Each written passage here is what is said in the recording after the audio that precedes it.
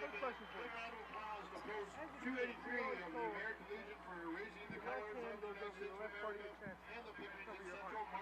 When did the heart move to the left side of the chest?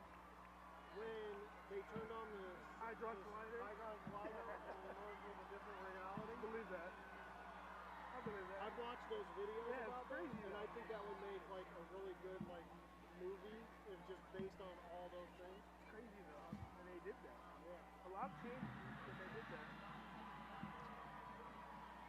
I used to be good looking. They were putting on that hydrogen slider. They're going on with it. I was like, damn it, this is on reality.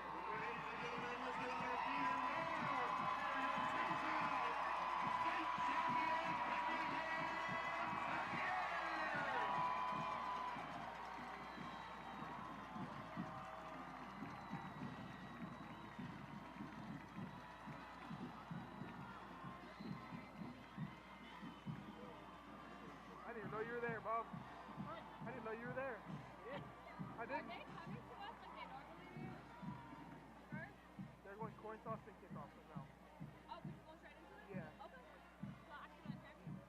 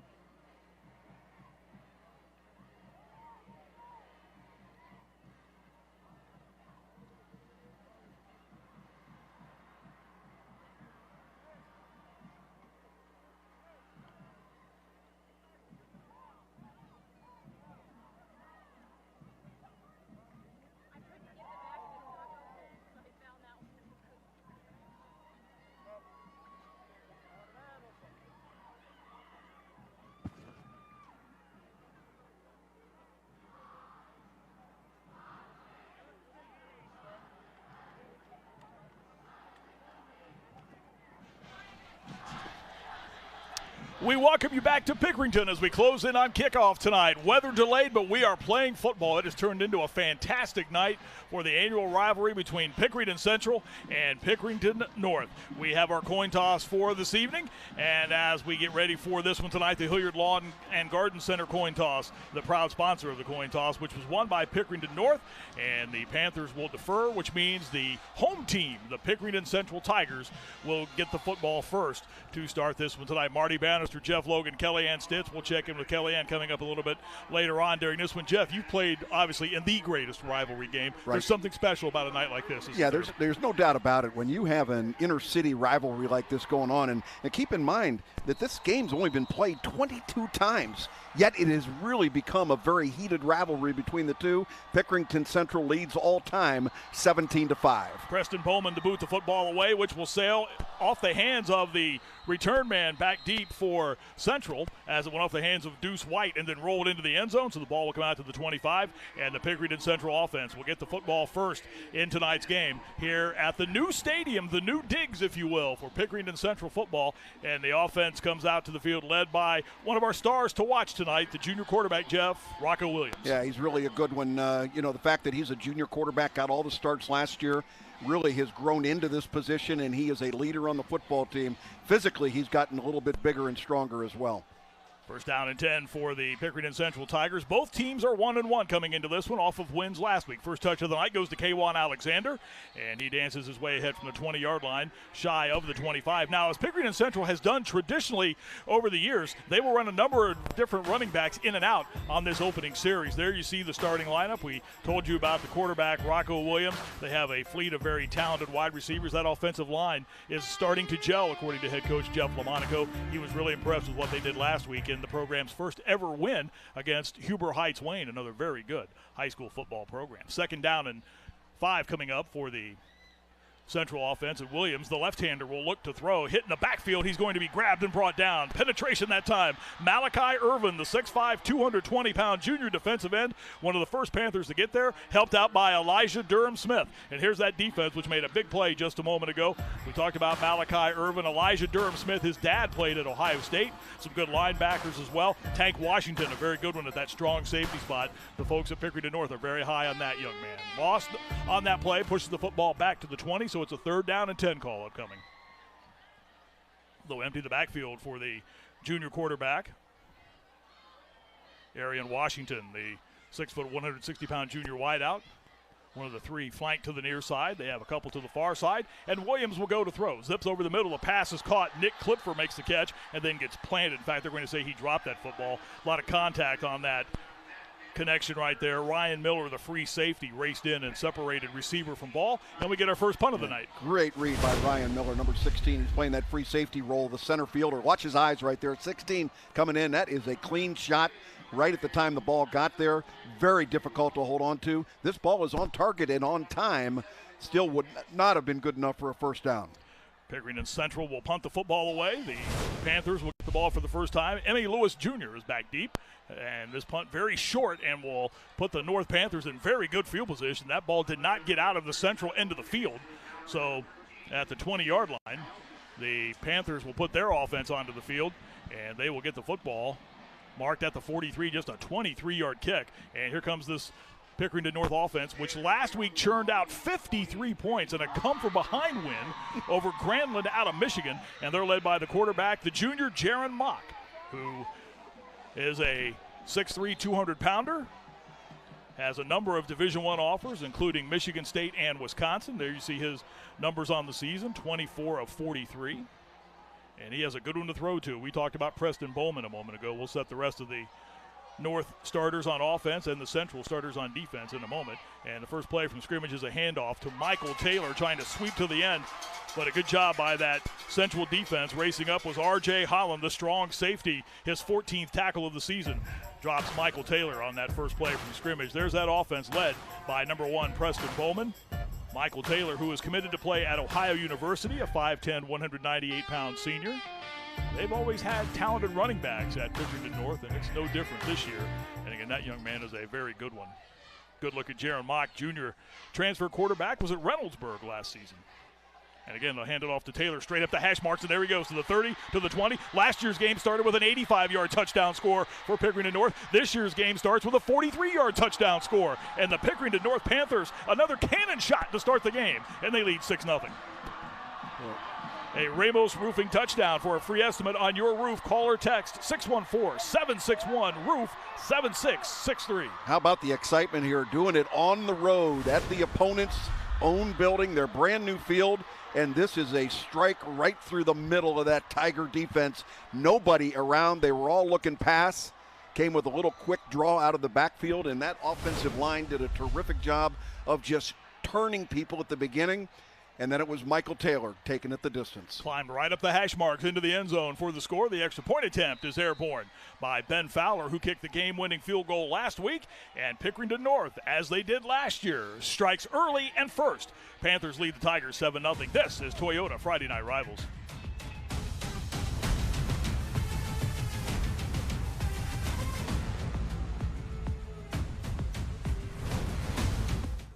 Son returns. The older brother, who's been away from the family for over 1,000 days, is back. A little bolder, more sophisticated, stronger yet leaner. The all-new Land Cruiser resumes its place alongside the new, more dynamic Tacoma, the powerful Tundra, the legendary 4Runner, and the full-size adventuring Sequoia to reunite Toyota's 5 brothers. The family that plays together stays together. Toyota, let's go places.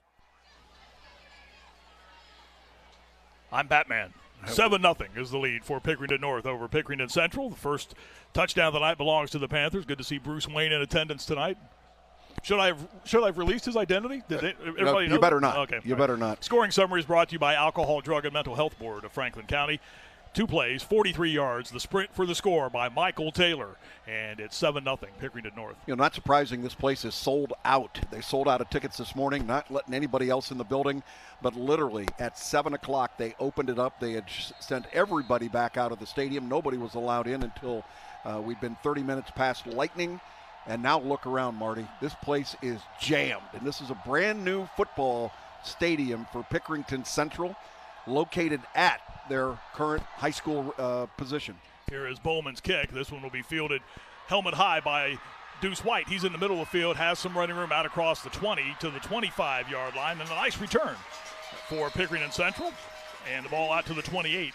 And the Central Tigers will put their offense back onto the field. Again, 7-0 is the lead for Pickerington North. We talked, as I mentioned on the touchdown run by Taylor, how North scored first last year and kind of set the tone for what we saw in that game last year, Jeff. We had 73 points on the board last year. It was one heck of a high school football game. Yeah, there's your head coach, Jeff LaMonaco, a 22-year assistant as a defensive coordinator. Took over now his second season as the head football coach after the retirement of very successful Jay Sherritt. Rocco Williams, his offense on the field for the second time tonight. They'll have 2 wides bunched to the near side, and the handoff will go inside. And again, not much running room. Line of scrimmage is the 28.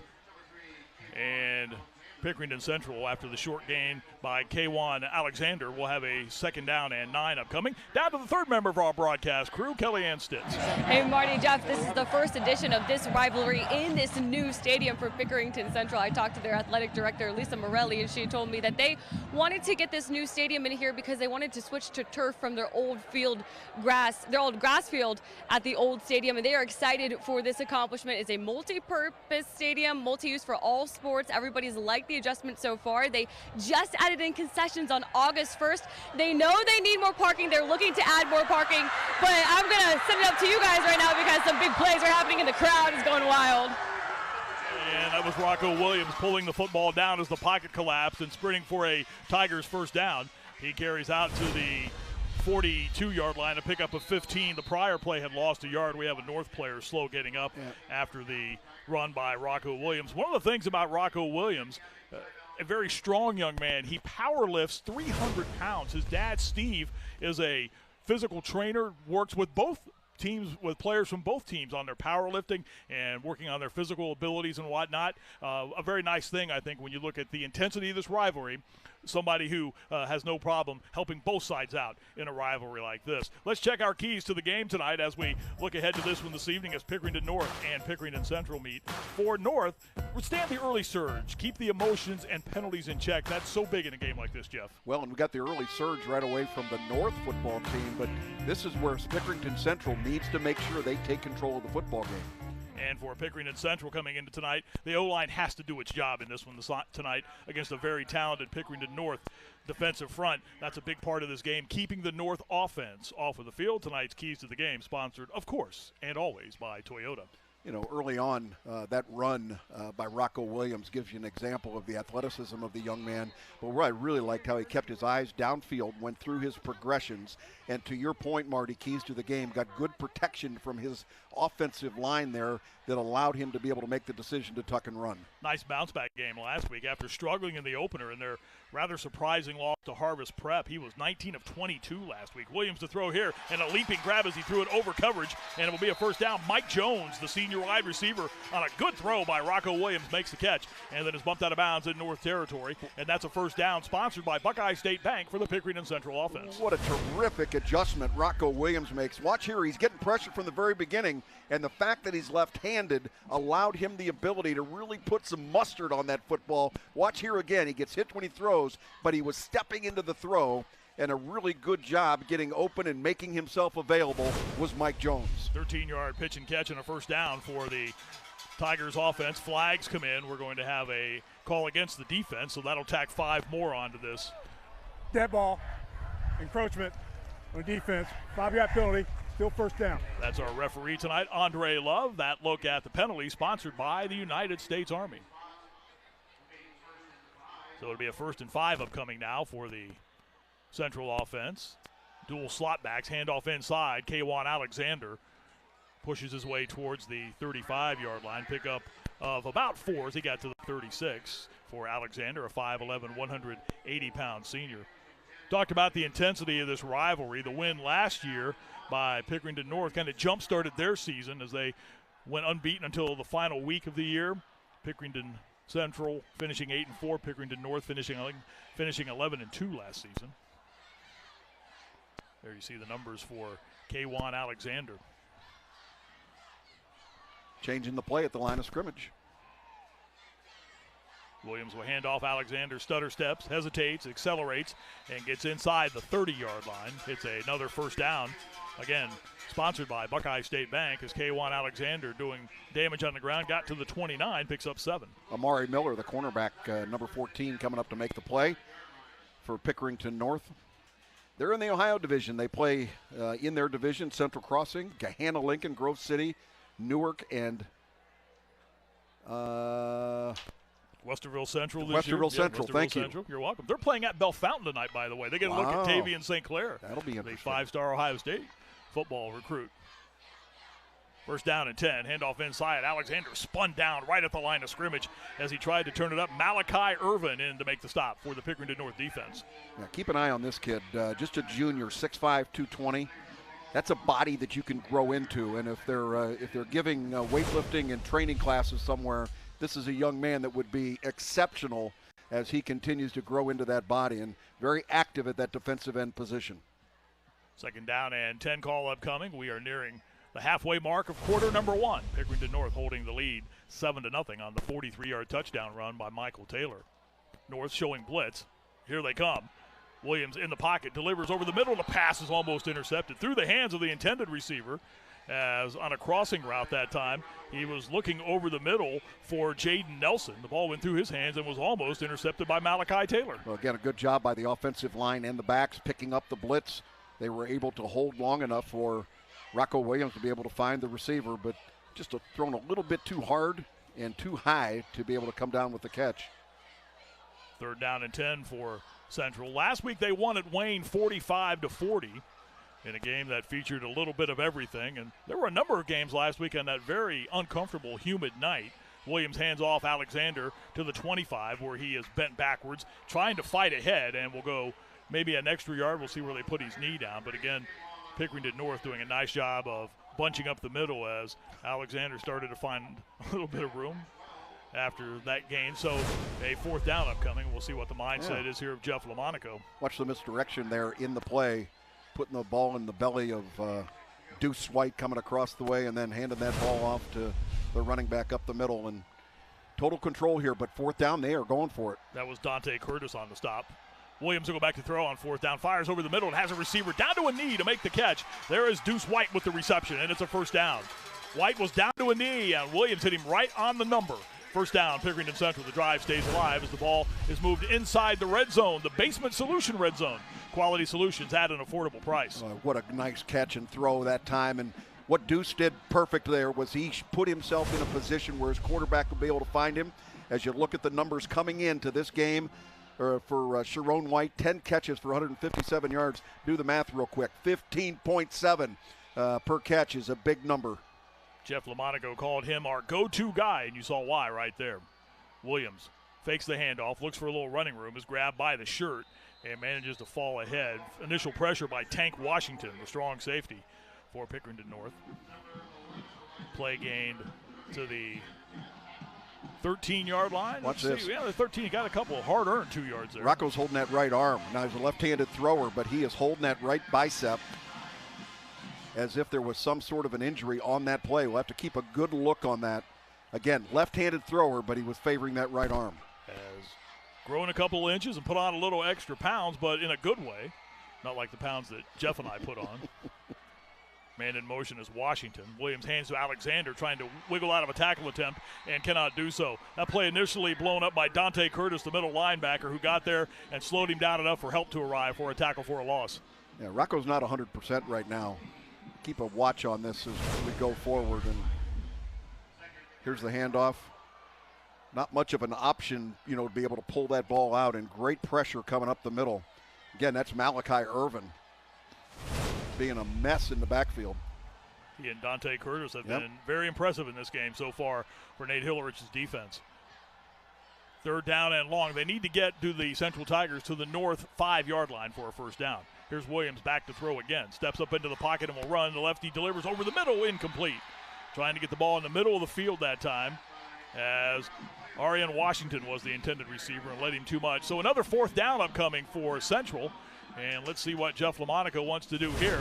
Yeah, I think he'd like to have that one over again. You can see again moving the pocket a little bit, coming to his left, and literally just throws his ball low. I mean, that's a ball that he's got to get up a little bit higher to his receiver. Catchable? Yes. Easy? No.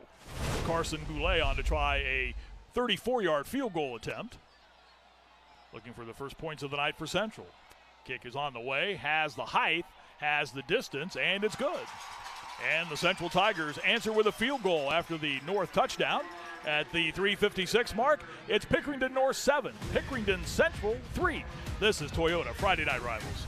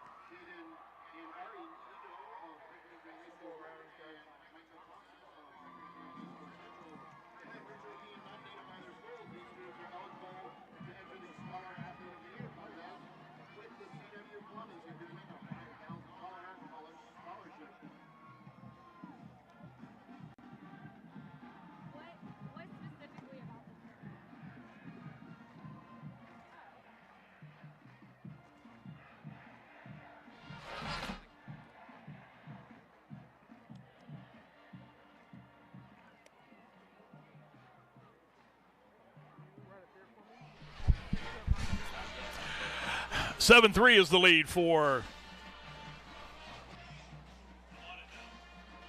Okay, 7-3 is the score. Pickerington North leads Pickerington Central. Marty Bannister, Jeff Logan, we're back with you. Kellyanne Stitz is on the sidelines for us. And Kellyanne, once again, unfortunately, you got soaked prior to the game instead of after the game tonight.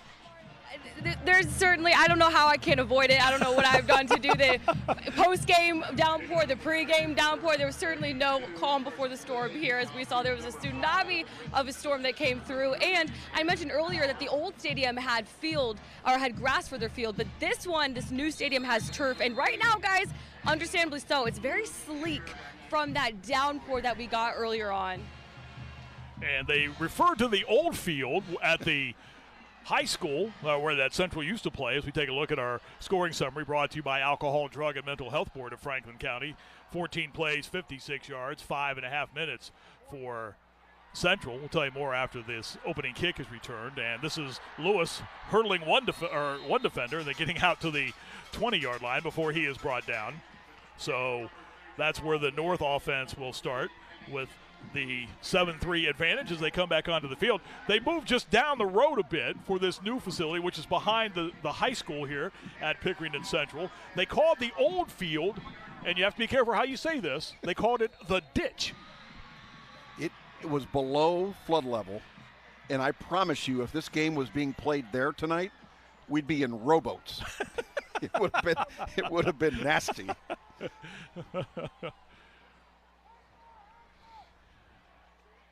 First down and 10 upcoming for North. They'll hand the football off, and spinning to the near side is Brian Appia, and he's on the go out across the 35-yard line, and it's run out of bounds. It's a first down. Nice gain right there by Appia, the 6 foot, 195-pound senior. That gives them a pretty good tag team tandem back there with Michael Taylor and with Brian Appia. Yeah, he's the backup behind Michael Taylor. What did he do last week? 4 touchdowns against Granville, that team up in Michigan. And this time he got to the corner, and right now it looks like they are able to control the corner. Looks like a flag on the play. There was. This will bring the run back. It's a illegal block against North. They've been a block below the waist. Yeah, I think so. Would appear. Was the call by our officiating crew tonight, led again by the referee, Andre Love. And the flag again brought to you, the look at the flag, sponsored by the United States Army. So that will push North back to the 10-yard line. And they now need to get out to the 30, so it's a first down and 20 call upcoming.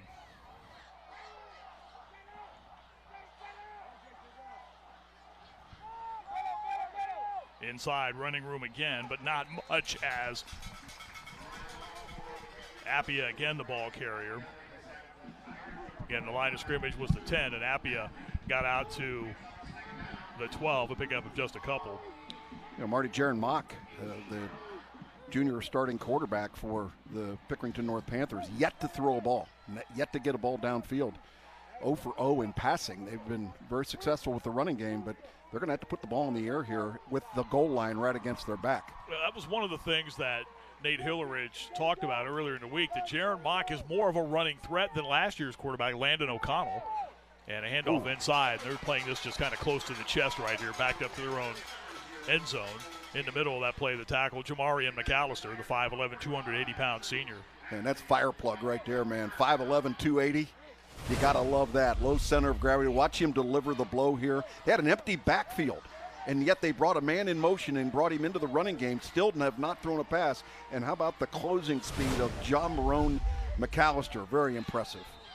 Third down now for Pickerington North, but there is another penalty flag before the ball is snapped. This is against Central. On the defense, 5-yard penalty. So that will tag 5. Remains third down. And that will make it a third down call upcoming now. Again, they need to move the ball out to the 31-yard line for a first down. There's our boy Jim Marion. Man, I'll tell you what, look at him. Right over top of that center, making his life miserable tonight. Trips to the near side, and Mox looking to throw for the first time, and a leaping grab and a first down out across the 40 for Pickerington North, and still on the go with the football is Grant Williams inside the 40, inside the 35, and is finally wrestled down inside the 25, but it's a first down for Pickerington North. Grant Williams on the slant, and a first down for Pickerington North. Really a nice move there by quarterback Jaron Mock, finding the open receiver, delivering the ball really on target, right up the seam. Look at him, he looks him off and then finds the receiver on a little skinny post coming over the middle. Missed tackle in the secondary by Mike Jones. And young Grant Williams, just a junior receiver, off to the races. And how about that for a third down conversion, Marty, on your first pass play of the game? 57 on the pitch and catch, and the run afterwards by Grant Williams. But stacked up in the backfield this time is the ball carrier Michael Taylor, as Pickerington Central was able to get through the gaps that time. Leading the charge, Miles Harrison, the outside linebacker, 6'3", 215-pound senior. And again, 7-3 is our score. Pickerington North on top as we close in on the end of quarter number 1. Thanks to Kroger Great Lakes Distribution Center, tonight's game is streaming live on the ABC6 YouTube channel, the ABC6 News app, as well as on the CWColumbus.com. And we are so glad you're with us tonight here for this annual get-together. Good thing these schools still play one another. They're not in the same division anymore. We've seen so many games over the years where these rivalries are kind of put to the side. Glad these two are still playing. Yeah, these kids have all grown up in the same community. They know each other very well. Here's a throw to the end zone. And Jaron Mock trying to connect with Preston Bowman and led him a little too much. You think the Pickerington Central defense is keenly aware of number 1 is every time on the field? Yeah, but look at the separation he had there. Even though they know he is on the field, he had enough separation. Had this ball been thrown a little bit better, you can see right there, Preston Bowman was in a position to be able to catch that ball. That's going to be a good matchup. Chasing him down the field was the strong safety Mike Jones, their leading tackler. Interesting matchup to watch tonight. Third down upcoming for Pickerington North after the long run after the catch by Grant Williams. Play call coming in from the sidelines by signal. Mock is back to throw, looks to the far side now, and again trying to lead his receiver down the field. There was a lot of contact over there. Emmy Lewis, Jr., the 6'2", 170-pound junior, unable to track that one down. Ohio State is back home on Saturday night to play their second home game of the season, and to get you ready for that, the only place you need to be is the Football Fever. It's the perfect place to get you ready for the Buckeyes game against those pesky Broncos from Western Michigan. Watch the Football Fever on ABC6 Saturday at 11 a.m. Kellyanne Stitz everywhere. She'll be on with you tomorrow, getting you ready for the Bucks and the Bronx. Fourth down play here, and they are going. Let's see where Preston Bowman lines up.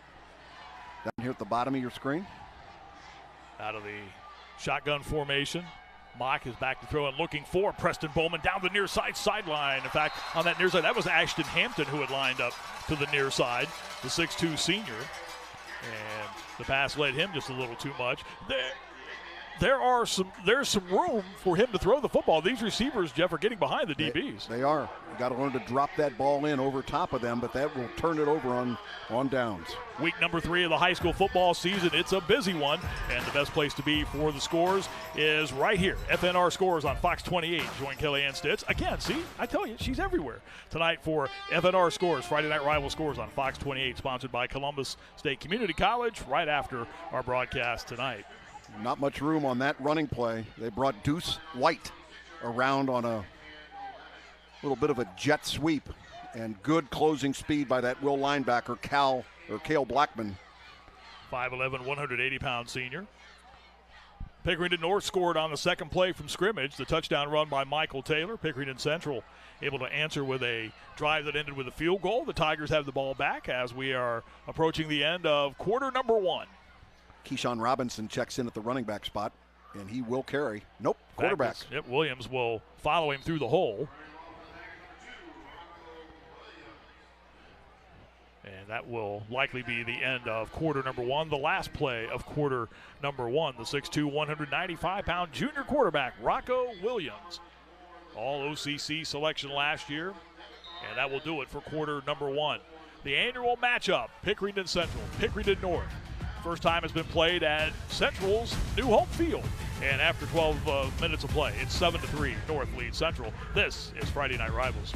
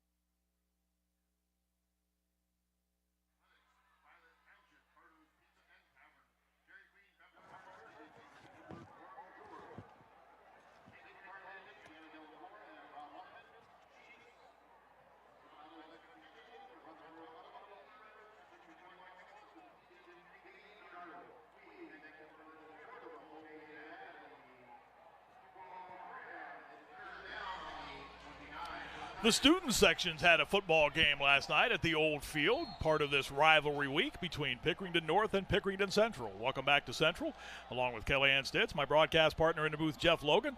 Jason Van Hoos has stats for 7-3 the lead for Pickerington North, but Central trying to answer a little flare to K1 Alexander, who bounces off a tackle attempt like a bowling ball hitting a pin right there, then just ricochets out to the 40-yard line, and it's a first down for Pickerington Central. That's the first time that I've seen a screenplay where you've got the back in front of the blockers. That was crazy.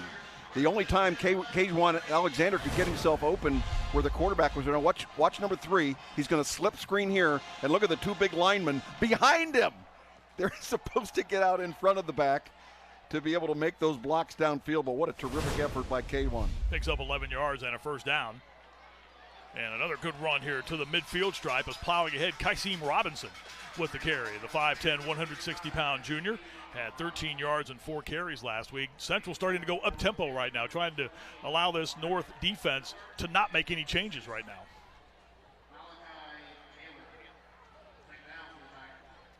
Out of the shotgun, it's Rocco Williams just calling his own number, bouncing into the pile. A lot of contact as he gets into North territory. It's another first down as he moves ahead. This first down brought to you by Classic Exteriors.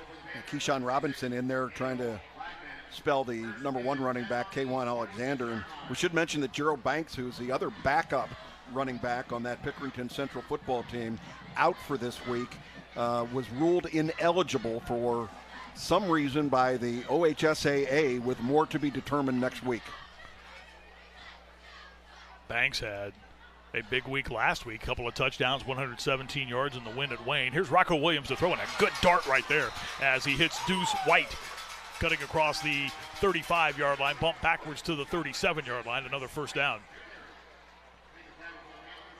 Tyson Long on the coverage there over the middle, and how about the timing between Rocco Williams and his receiver?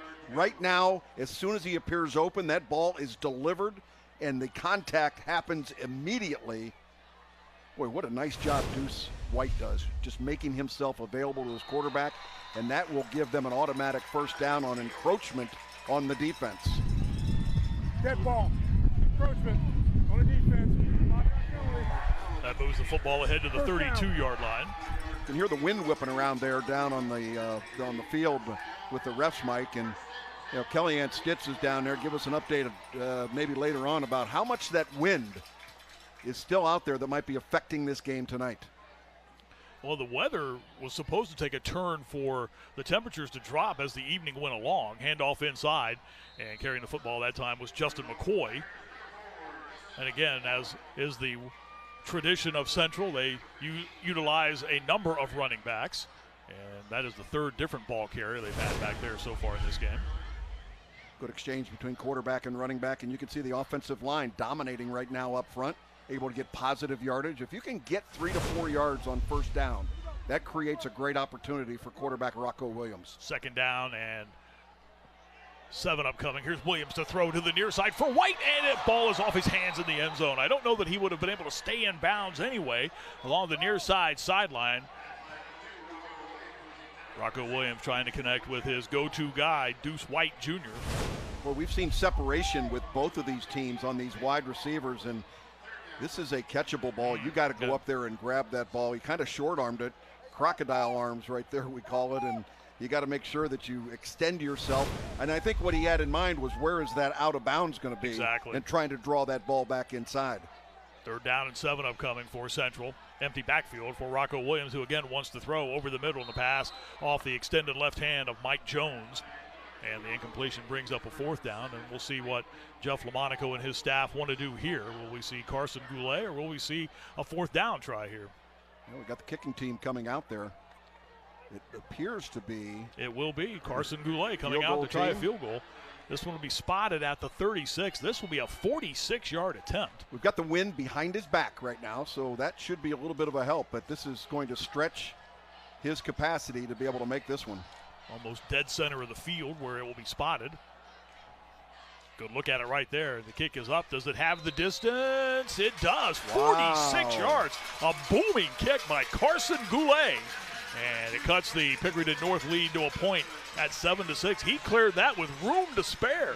He might have made that one from 55 yards. That was special. Tell you what, that had some oomph to it. 7-6, North lead Central, Toyota, Friday Night Rivals.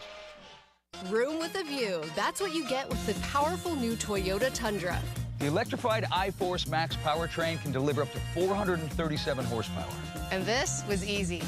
2400 can tow up to 12,000 pounds. And it's got the best resale value in its class. Now you can make room for a new 24 Tundra and get 3.99 APR financing for 72 months, $2,000 customer cash, or a low $449 a month lease. Nobody knows trucks like Toyota. Let's go places. 2 Carson Goulet field goals. Those are the points for Pickerington Central here, quarter number 2, almost 3 minutes in, 7-6. North with the advantage. The scoring summary brought to you by Alcohol, Drug, and Mental Health Board of Franklin County. 9 plays, 44 yards, and the 46-yard field goal by Carson Goulet.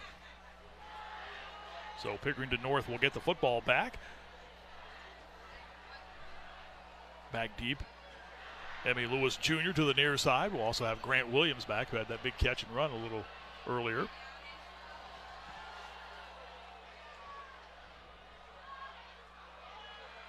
This will be Lewis cutting back to the far side. High hurdles a man and gets a couple extra yards out across the 15-yard line and is finally going to be gang tackled. Well, not yet. Now he's finally down.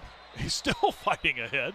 And a good return after there was a combination of a number of players trying to bring him down far sideline, but a good return. To North will have the football. Back down to the sidelines, Kellyanne Stitz has a very, very special guest. Hey guys, I'm joined now by Pickerington North alum and former NFL tight end Jake Butt. Jake, what was your favorite memory from this rivalry game? Winning. That's always the favorite memory, and it was my senior year when we went on the road to play Pickerington Central, and just the group of guys that stayed together, guys that I'd grown up with. That's what made. I played at Ohio State, Michigan. I played for the Broncos versus the Chiefs and the Raiders. There's something special about the high school rivalry when you know everybody on such a deep level. So with that being said, sweet victory. What do you like from tonight so far? I love the energy. I love the student sections. Again, like I go back to how pure high school football is, the chants, a little bit of weather, but then you get a perfect, beautiful early season night. So looks like guys are competing. I just saw a dude go hurdle somebody. Yeah. That's beautiful. We got some highlight plays going on. You're looking ahead to tomorrow. A lot of expectations preseason around Ohio State. Those pesky Broncos, though, giving Wisconsin some toughness there. Yeah. What are you looking forward to about tomorrow on the call? Well, Urban Meyer said this, Jim Tressel said this, a lot of people have said, and I agree with them, that Ohio State has one of the most talented rosters in college football. The film says, yeah, they probably have the most talented roster in college football. I'm excited to go watch those guys compete. The defense played with a ton of emotion last week. You can feel it. I like watching that. I like watching the violence. And, Jeremiah Smith, special. We might have to change some of the rules for that guy, meaning he should be able to go to the NFL after this year. He's that good. So, yeah. Hey, Jake, really quick, as a Michigan alum, does it get any easier talking about Ohio State? I just appreciate good football. I know, seriously, I have fun with it. And, that's a common question, but I'm a realist. If I see something, I'm going to give my honest analysis. Ohio State's a damn good football team, and I'm going to talk about it when it applies. All right, you heard it from Jake Butt, and I'm going to send it back to you guys, and Barney and Jeff, for some action right now in the field. Kellyanne, thank you very much. Jeff, do you agree with Jake Butt? Absolutely. The one thing I will How tell did you, I know? The one thing I will tell you is there's a great deal of respect between those of us that played in the rivalry game. And he was talking about it at the high school level as well, the NFL level, but an Ohio State, Michigan football player, we hate him during the game. But we respect one another because everybody else that's not playing on the roster for Ohio State or Michigan wishes they were. Preston Bowman on to kick the football away, averaging just 25 yards a kick, and this one is going to take a very good central roll right here, and the Central offense will start with very good field position. They've mustered a couple of field goals in this game and trail by a point, 7-6. Coming up at halftime, they are back. Your favorite furry mascot friends compete in the one and only, yes, it's the Mascot Challenge, sponsored by Safe Light Auto Glass. So the short kick by Bowman, 22 yards, and the football will be at the 45-yard line for Pickerington Central. We talked about both these teams dropping their openers and bouncing back.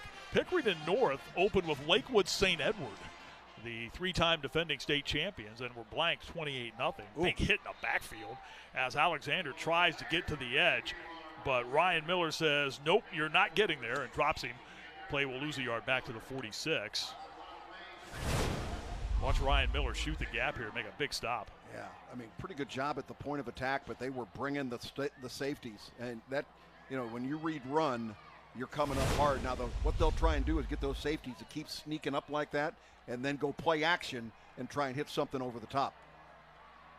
7:20 remains, quarter number 2.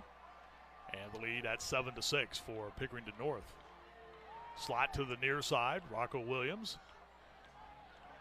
Steps up into the pocket, out of one tackle attempt, out of another, is bumped across the 35-yard line and picks up the first down to the 33. The Bakers dozen, 13 yards and a first down for the Pickerington Central offenses. Again, they move into North territory. Well, no question he's the leading rusher so far in tonight's ball game for Pickerington Central. What a great job he does recognizing the coverage downfield and the gap to be able to run the football.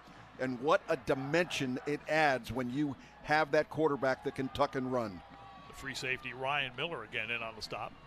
Good run by Rocco Williams. We talked about the weather being a factor early on, delaying the start of this one back to 7:30. There you see the resume so far for Rocco Williams running the football. He's back to throw again, heaves this one long to the near side, and it's caught for a touchdown in the end zone. Nick Klipfer makes the catch, turning around, falling to the turf. Touchdown, Pickerington Central, and the Tigers go on top for the first time tonight. That's a Ramos Roofing touchdown, but hang on, it's coming back. Looks like holding might be the call. Holding, 59, offense, 10-yard penalty. The right tackle, Colin Batchelor, is the one they're going to catch for holding. But still, a good throw and a very good catch by Nick Klipfer. Yeah, watch for him to hard for him to hide it at 6'4", 335, 59 left side of your screen. You can see he's hooked him, and he continues to deliver, and I don't think there's any question. That was the right call by the official. What a terrific throw, though, by Rocco Williams, and the catch. A little bit of a back shoulder throw, and what the receiver did was located the football, and the defender lost it. Ball moved back to the 43-yard line. Williams again will go back to throw. This time a clean pocket and fires over the middle and has a receiver as he finds Mike Jones with the catch, who slides down.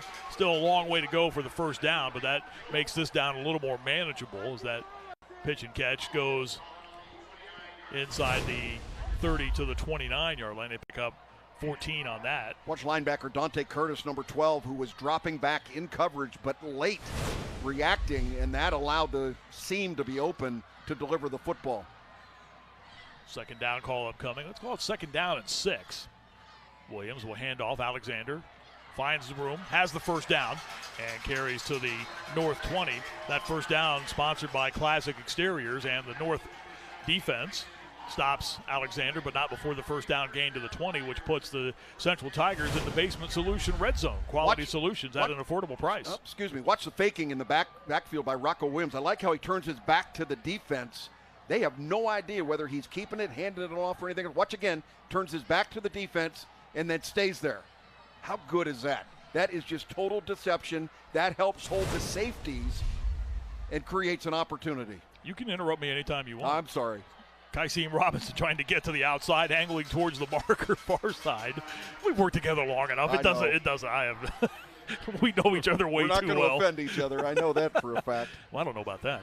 That was a good run there by Kaiseem Robinson. It will bring up a second down call as we approach 5 minutes to go here in quarter number 2. 7-6 North on top of Central, but the Tigers are on the move, facing a second down and 3 call.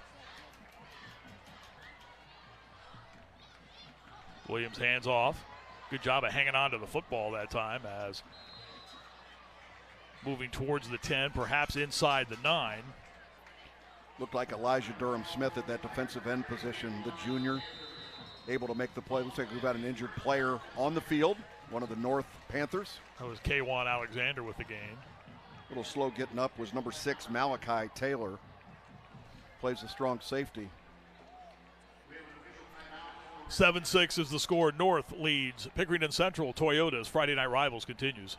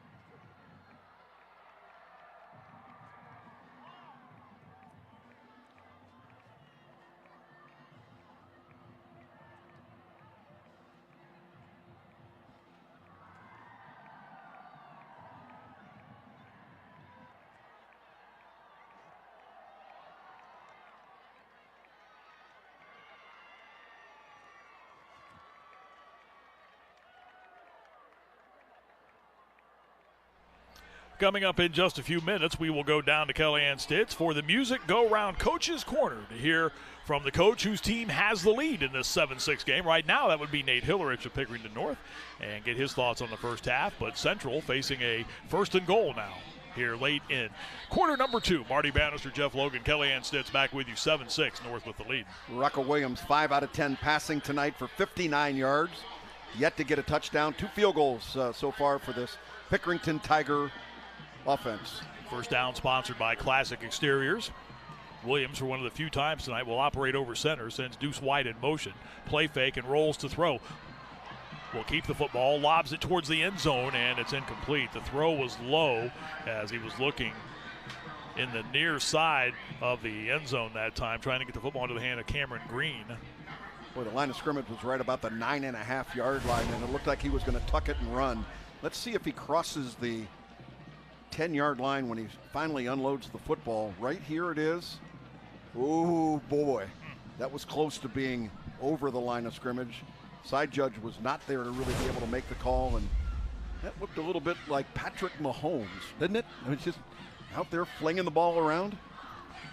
2nd and goal now, the ball at the 9. Alexander to the 5, dives towards the goal line and is brought down about a yard shy. What a great read by K'Wan Alexander. There was nothing for that design play to go up the middle, and he was able to jump, stop, cut out to the left side. I want you to watch him plant his foot right here. Boom! He gets it outside and gets himself going north and south again. I'm not so sure he didn't get into the end zone, to be honest with you. Pickerington North is going to call a timeout. The timeout sponsored by Aware Recovery Care. In-home addiction help is waiting for you at awarerecoverycare.com. And, well, his hand was down. You could see the great camera shot right there, Jeff, by our crew. That left hand hit the turf before he got the ball across the goal line. That's one of the joys of doing this job, the great camera shots we get from our crew. They're on top of everything. You don't miss anything. Good look at Jeff LaMonaco. I'll tell you what, the equipment, the crew, the support that we get, every bit as good as any college football broadcast. And how cool is it to be able to do this in Central Ohio for some of these great football programs? It certainly beats working for a living, doesn't it? You know, and it's a big deal to the fans. It's a big deal to the band, the cheerleaders, everybody associated with the program. And thank you very much to the Pickerington Central Athletic Department staff for welcoming us and giving us a terrific view of this football game. You could have done a little bit better job, though, on the weather, folks. Oh, yeah, that's who you're going to point the finger at? I'm not going to take the blame. I knew that. I would take the credit, though, if it was a good day. That's exactly right. You'd go palms up in a hurry on everybody there. Thank you. You are killing me. 3rd and goal now. Again, Williams over center. Will turn, handoff. This is Alexander, and he gets into the end zone. Touchdown. Pickerington Central takes the lead on the Ramos Roofing touchdown. Get your free estimate on a roof by calling or texting 614-761-ROOF. Central grabs the lead for the first time tonight. That's the 4th rushing touchdown of the season for K'Wan Alexander. 5'11", 180-pound senior. Watch him deliver that inside. He kept his pads low. All they needed was a little bit. And how about the surge by that offensive line, controlling the line of scrimmage? Alex Moorhead, the center, 5'10", 250-pound senior, leading the way along with Nathan Groves and Jaden Simcox up the middle. And there's the extra point try, up and good. And just like that, Pickerington Central leads in this game 13-7. Never hurts to get a little shove from your friends as well, too. Rocco Williams and Mike Jones were there to help give him Alexander a little extra push from behind to get him across the goal line. Central has the lead 13-7 in this rivalry matchup.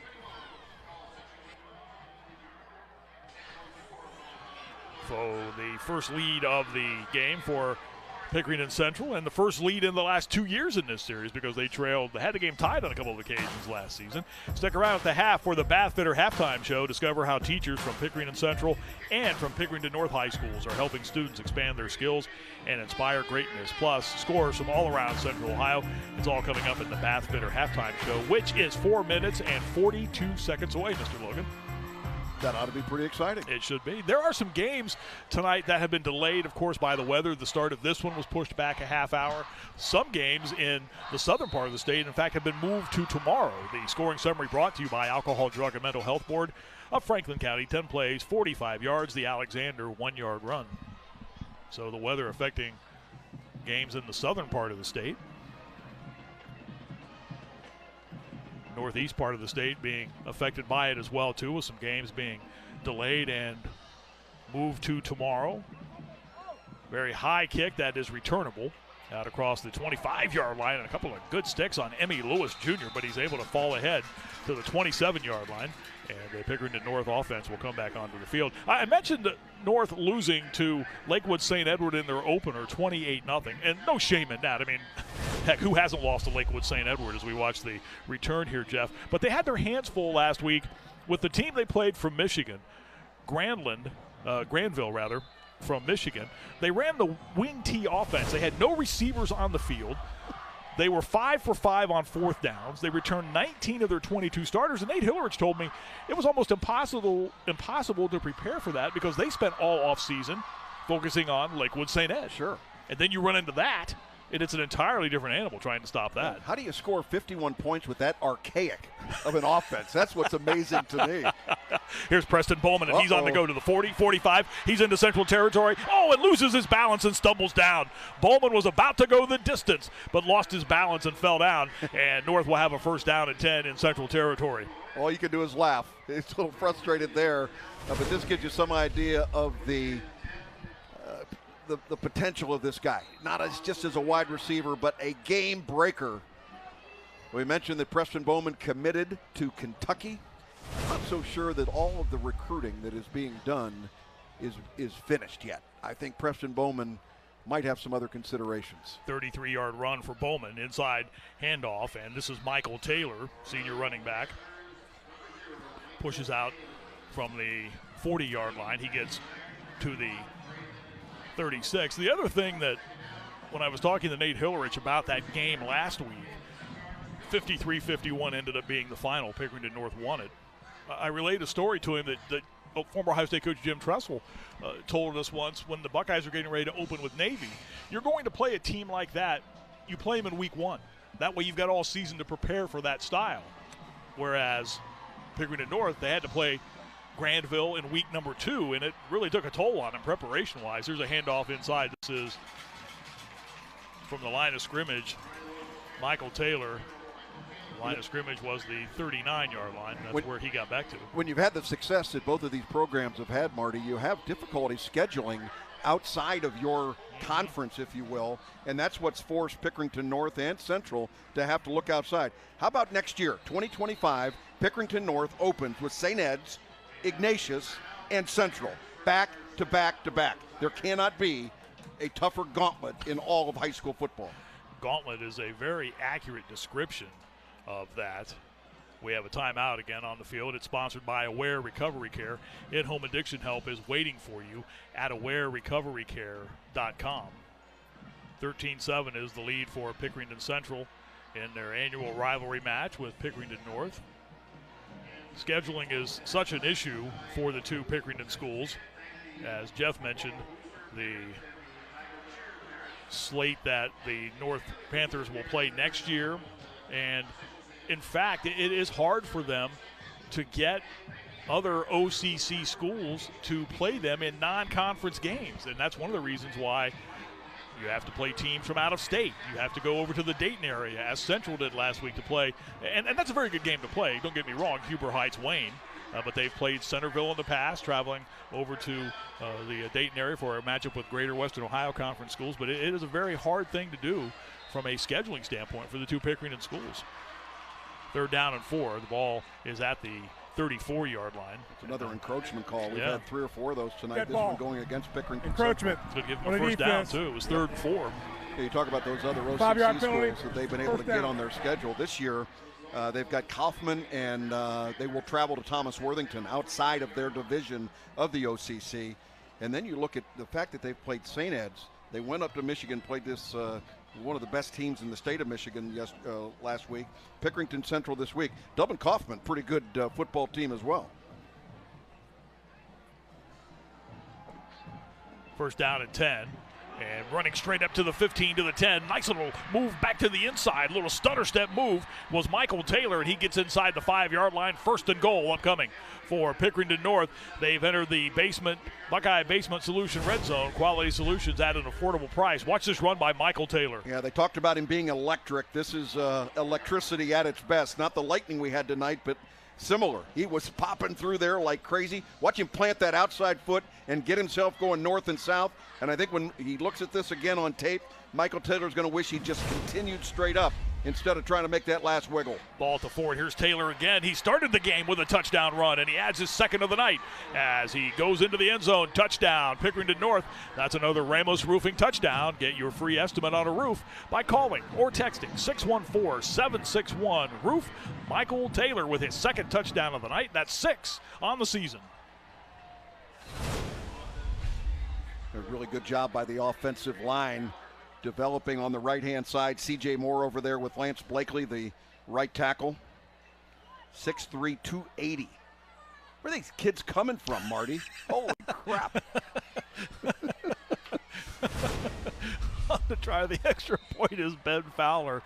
It's airborne and good, and Pickerington North goes back on top, 14-13. There's the celebration over there.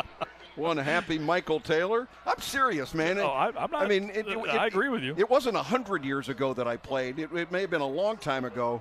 But, you know, we played at the highest level division in the state of Ohio. And if we had a 200-pound offensive tackle, we were excited. You were excited about that opportunity. And now those guys are punters. I mean, it's just incredible. Well, does not Ohio State have a punter, 6'7", 270, 60 pounds? Yes. You know, the game has gotten faster. Mm-hmm. It has gotten stronger. It has become more violent. I don't think there's any question about it. A lot of the rules and equipment and coaching have really made it safer, though, than what it could have been if they just was like the Outlaws out there without any guardrails. Getting ready for the kickoff here momentarily. 14-13 the lead now for Pickerington North. This look at the scoring summary is brought to you by Alcohol, Drug, and Mental Health Board of Franklin County. An impressive drive by North, 7 plays. It took 1 minute and 50 seconds to cover the 73 yards. The 4-yard touchdown run, his 2nd of the night for Michael Taylor. Preston Bowman, who not only does the punting, will also do the place kicking and lines up, as we have told you, at the wideout spot, one of the more highly recruited wideouts in the country. Preston Bowman, the 6', 195-pound senior. Quite an athlete if he's capable of doing all those things. By the way, rushing tonight, Michael Taylor, we're 2 minutes and 45 seconds to go here in quarter number 2. 8 carries, 75 yards, 2 touchdowns on the night, and that includes his 43-yard burst at the beginning of the game. On his way to play for Tim Albin and the Ohio University Bobcats.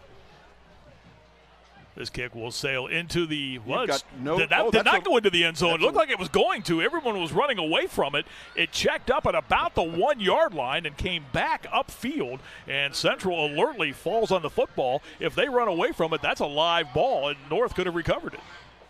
No, that was funny. That was interesting because he thought it was going to go into the end zone. It was now, instead of a Marty Bannister 9-iron that would have been shanked out of bounds, that was more like a Logan pitching wedge that sucked back towards the pin. Oh, wonderful. Wonderful. Start. Look at that. Good heads-up play, though, making sure they took care of the football. Nick Klipfer was heads up on that for Pickerington Central. It's still golf season. I can't get it out of my mind. It never ends. It never ends. I like how you automatically assume that your game is better than mine.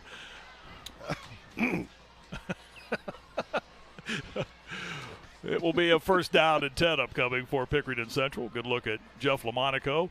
Talk about replacing a legend and stepping in. Lamonaco stepped in for a guy by the name of Jay Sherritt, who only guided this Pickerington Central program to 2 state championships.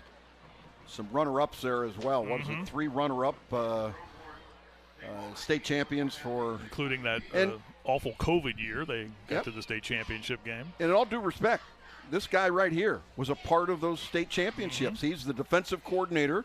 He was the most deserving and willing to take on that responsibility. And that's not an easy job to follow a guy like Jay Sherritt. You know, how many times do you hear, I want to be the guy that follows the guy when you've got an institution like that. But Jay Sherritt took over the job for another institutional coach prior to then. Jack Johnson. Jack was something special. Both won over 200 games. In fact, the Pickerington Central program, if you go Pickerington Central, looking overall for their 415th win all time. Handoff inside and trying to get to the outside this time was Kaisim Robinson. We were talking about the longtime coach Jay Sherritt. After they won their second state championship a couple of years back, I had Jay on a podcast that I hosted, and we talked to Jay. He was standing in line at a local grocery store. He and his wife were shopping, and that's where we talked to Jay at. How good is that? Yeah. He's as down to earth as anybody that I've ever come across, in that no ego there. Like 48 hours removed from a state championship, you still got to get to the grocery store. Here's a handoff and coming to the near side and being thrown out of bounds for Pickerington Central. That was Justin McCoy getting to the near side. And he did pick up the first down. Got across the 20-yard line, and some of the folks on the home side were a little upset, thought there should have been a flag for a little extracurricular activity here. Watch the physicality of Dante Curtis, number 12, comes up to make the tackle, trying to strip the football. And, was it kind of a continuation of what was going on the field? Yes. I don't think that would have been needed to be a flag by any stretch of the imagination. Carried out to the 23, picked up 14 yards. Williams play fake, straight back to throw, dumps far side. Mike Jones makes the catch, gets a good block to the 30, 35, 40, and it's run out of bounds in front of the north bench, and another first down for the Pickerington Central offense. The first down sponsored by Classic Exteriors. Boy, what a bunch of receivers available to Rocco Williams. We've talked about Deuce White, Mike Jones out there, Nick Klipfer. Watch how quickly this ball gets out of his hand, on target, on time, out in the flat. And how about the blocking downfield by the wide receivers? Pick up a 21 there, Jeff. Like most programs, no block, no ball. You got to make sure you're doing all the things. And that big offensive tackle, Colin Batchelor, 6'4", 335. Where in the heck were you some time ago? Central trying to answer the Pickerington North score as we near the intermission. Yeah, it took a little slow getting started here with the lightning delay and 30 minutes before we could get to kickoff, but this thing has not disappointed here in the first half. I remember asking you in our pregame conversation, Jeff, how that would affect both these teams. It hasn't really seemed to bother either one of them tonight. No, I think they were ready to go, and when you've got a rivalry game like this, they're not going to lose their focus sitting in the locker room. Back to throw, Williams on first down, steps up, looks, heaves this one long downfield as a receiver wide open, makes the catch at the 20, going into the end zone, touchdown, Pickerington Central, as getting behind the defense was Jaden Nelson. Nice adjustment on the catch, touchdown, and Central goes right back on top on another Ramos Roofing touchdown. Get your free estimate on a roof by calling or texting 614-761-ROOF. We're putting a lot of shingles on that roof tonight, I'll tell you. Yeah, no question about it. I'll tell you what, the depth of the receivers here, and watch him look off the receiver, and then he's able to find a wide open Jaden Nelson going down. And how about Marty? They just keep coming, one wave after another. We talked about running backs, but also receivers, skilled players for these Pickerington Tigers. Now they've got a 19-14 ball game with the ensuing extra point up, and it is good, and they lead by 6. 56 yards on the touchdown reception. Jaden Nelson puts his team back on top by the count of 20-14 as we start the seesaw here in half number 1 as we come towards the end of quarter number 2. 20-14 is the lead now for Pickerington Central. Last year's game, we told you earlier, 73 points in that one, a game that North won 39-34. And we're starting to slide down that slide again here. We certainly are. Marty, we saw a separation early in the ball game from receivers and defensive backs on both sides, where we saw it, and the quarterbacks just kind of overthrowing each one of them. Kind of get the feeling that Rocco Williams and Jaron Mock are kind of getting settled into where they need to be as far as completions are concerned.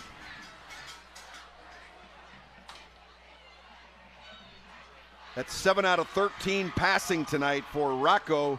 137 yards and a touchdown.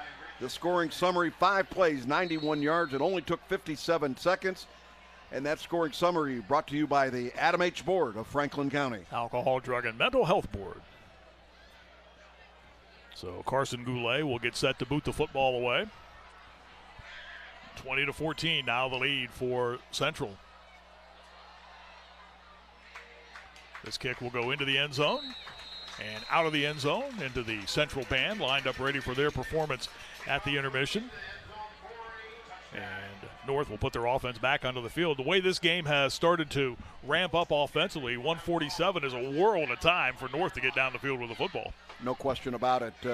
Jaron Mock has been kind of held down a little bit in terms of throwing the football. They've had great luck running the ball with Michael Taylor being that electric back. 2 touchdowns tonight for Michael Taylor. Good look at Nate Hillerich in his 8th year at Pickerington North, 56 and 26. Spent 3 years at Hamilton Township, where he turned that program into a very strong one in the Mid-State League, where he went 23 and 10. Taylor trying to wiggle out of a tackle attempt, down to a knee, and continues to go. No whistle yet. And apparently his knee didn't touch the ground, and he'll just continue to run. Heads up there by Michael Taylor. I thought his knee had hit the ground. He carries out across the 40 to the 43 and pick up a 23 yards. Yeah, if you land on top of a defensive player, but you have not touched the ground, it is still live action for that running back, and we've seen more and more of these happening in football games. Let's watch again and see if he actually goes down. Not there. His hand goes down, but not his elbow. Right. That's okay, and he's alive and able to pick up another 10 or 12 yards after that initial contact. Great balance, too, right there, Jeff.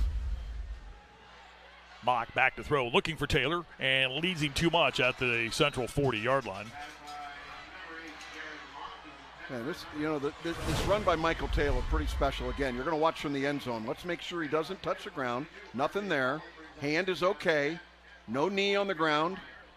Picks himself up. Mm-hmm. That is terrific awareness by that young man, being able to make that play. Is he going to Ohio U too? Yes, he is. Holy cow. That's a little different than, remember the run earlier by Kwan Alexander where he went down, his hand hit the ground, but his knee had touched down behind him.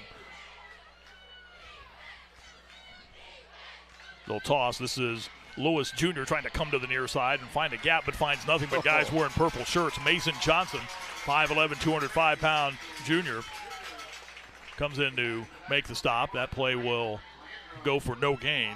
Line of scrimmage will stay the 43 as we go under a minute left here in half number 1. Just a little shovel pass here. That counts as a completed pass for the quarterback. Able to dump it ahead, and not really much room, and good pursuit by the Pickerington Tiger defense.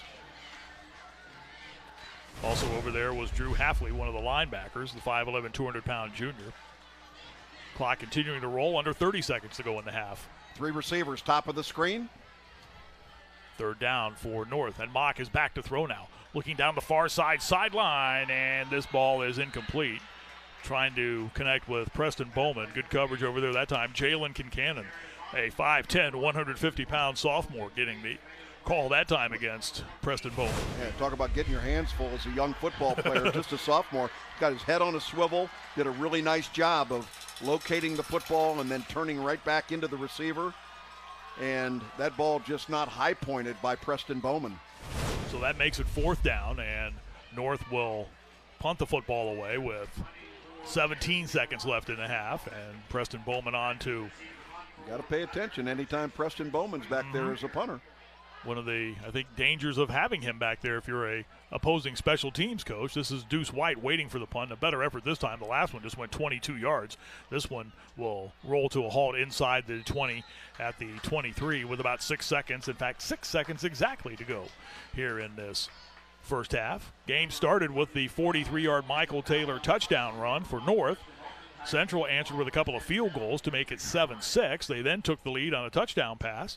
Then Michael Taylor again found the end zone, but again, North with the lead at that point, but Central roared back, and a 56-yard scoring strike from Rocco Williams to Jaden Nelson put the Central Tigers ahead of Nate Hillerich's Panthers as we near the intermission.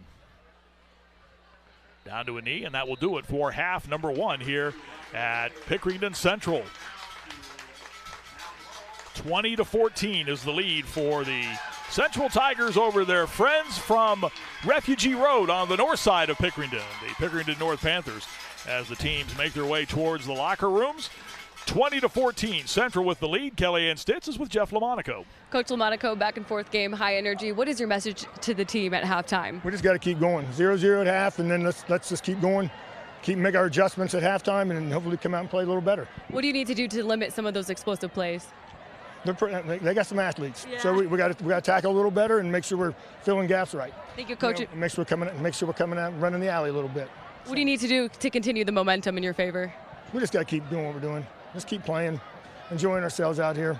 Awesome. Thank you so much, Coach. Thanks. Guys. Kellyanne, thank you. We just got to keep enjoying ourselves. Absolutely. I think we're all enjoying ourselves tonight. It's been a good first half. Pickerington Central with the lead at the intermission, 20-14 over Pickerington North. Michael Taylor's found the end zone once. K1 Alexander has been in the end zone. Both teams going after one another, as you would expect, on our Toyota Friday Night Rivals.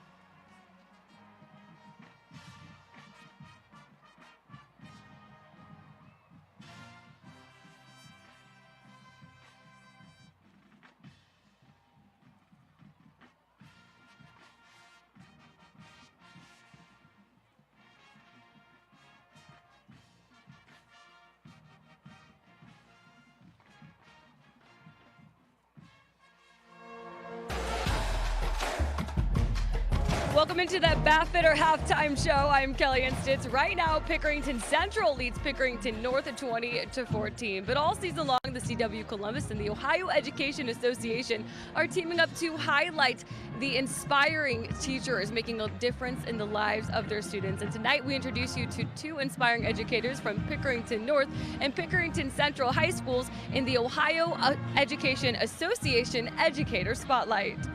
The Ohio Education Association and the CW Columbus are putting the spotlight on these exceptional teachers here in Columbus. Celebrating forensic science teacher Sherry McLaren from Pickerington North and choir director Jacob Miller from Pickerington Central. Sherry's lessons are rooted in real-world applications, and her ability to engage students in the learning process is unparalleled. She also runs a student leadership program called Sunny Side Up that she loves to be a part of.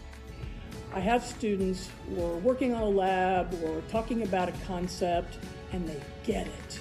And it's called the light bulb moment. And the light bulb goes on. And I can see it in their eyes and they're like, I understand. Jacob has done a phenomenal job building a culture and community that celebrates his talented students. He's always looking toward the future and has big plans for the music program in the upcoming years. I consider my job to be inspiring students to love music and to be more confident with their voices and to expand their horizons through the arts. Congratulations to these outstanding educators for all of the hard work they do for the future of Ohio. Go Tigers! Go Panthers! Beat Central, but be nice. Thank you to those teachers and their work. It's very important what they do every single day. But now it's time for one of the most, if not the most, entertaining halftime segment that truly doesn't need an introduction. Right now it's time for the Safe Flight Mascot Challenge. Welcome, everyone, to the second annual Safe Flight Mascot Challenge, right here on the CW Columbus. Alrighty then, let's meet the contestants. Looking to pounce, it's Wildcat. Ready to roar, it's Lion. Setting up to soar, it's Eagle. Looking to sting, it's Bumblebee. And from Good Day Columbus, it's Muggsy. This week's challenge, the T-shirt toss. First up, it's Lion. Lion really winding up like he's throwing the discus. Whoa! Lion is extremely dizzy after that effort. We measure and... oh boy! Good effort, Lion. Next, it's Wildcat. I've got it. This sassy cat's doing the triple toss. All right. And Wildcat takes the lead. Bingo! It's Bumblebee. Bounces up and between the legs. Style points, yes, but a win, no. Muggsy's turn. Out comes the shirt and like it's shot out of a cannon. That's gonna be hard to beat. Eagle is ready to wing it. He throws, and that looks like a winner. But wait, Eagle's talon goes over the line. Disqualified. That means Muggsy is this week's winner. Congrats to Muggsy. Tune in next week for another exciting Safe Flight Mascot Challenge on the CW Columbus. No mascots were harmed in the making of this video. It just keeps getting better every single week. But right now, the Bath Bidder halftime show will continue after this break. Right now, Pickerington Central leads Pickerington North 20-14. We'll be right back.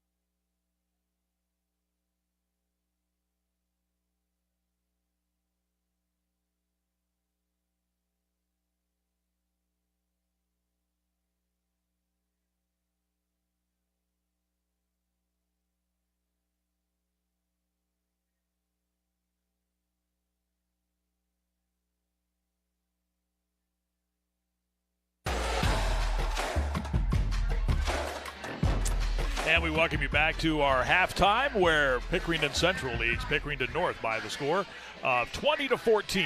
Week number 3 of the high school football season. This just one of many, many games going on tonight. Now, again, a number of games either had their delays or had their starts delayed because of the weather that moved through around the 5:30 to 6 o'clock range. This one was one of those. The kick moved back to 7:30. There are some games in other areas of the state that, in fact, have even been postponed till tomorrow, but still a pretty full slate of high school football games on tap for this week number 3. Some of the scores that we have to pass along to you include DeSales leading Afrocentric 21-8.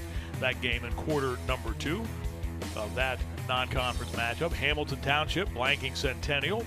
At the intermission, we have 20-0 in favor of the Rangers over the Stars in that non-conference get-together. Dublin Jerome, a team we saw in our season opener, very challenging schedule, and Brett Glass's team has played. They're taking on a very good Hilliard-Davidson team, and the Wildcats up 14-0 that game in quarter number 1 of that non-conference matchup this evening. Grove City and Hilliard-Bradley, 7-7 the score there as they near the intermission.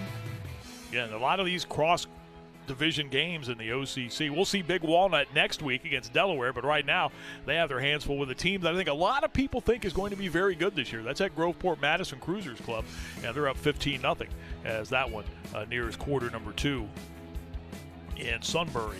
Cleveland St. Ignatius making the trip down to Central Ohio. They lead Dublin Kaufman 14-0. Garen Stokes is Shamrock, so they also playing a very difficult non-conference schedule. St. Ignatius with the 2-touchdown lead in that one. Upper Arlington, we saw the Golden Bears last week. They have a 1-point lead over the Raiders of Reynoldsburg, 14-13. The score in that game, which is in the second quarter here in week number 3 of the high school football season. Another team we're going to see down the road is the Gahanna Lincoln Lions, and Jeff, they're struggling right now with Olentangy Liberty, down 14-0 in that game now. They're playing at Liberty, and that could be 2 losses in a row.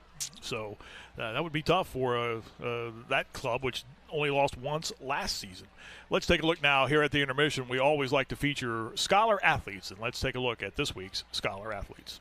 Ohio Education Association is proud to recognize Central Ohio's Scholar Athletes of the Week.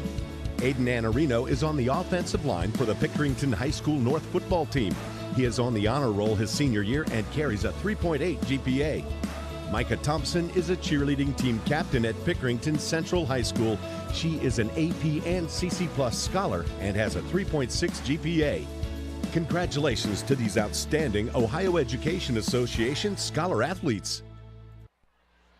20-14, Pickerington Central leads Pickerington North. Halftime continues. Second half is coming up in our Toyota Friday Night Rivals.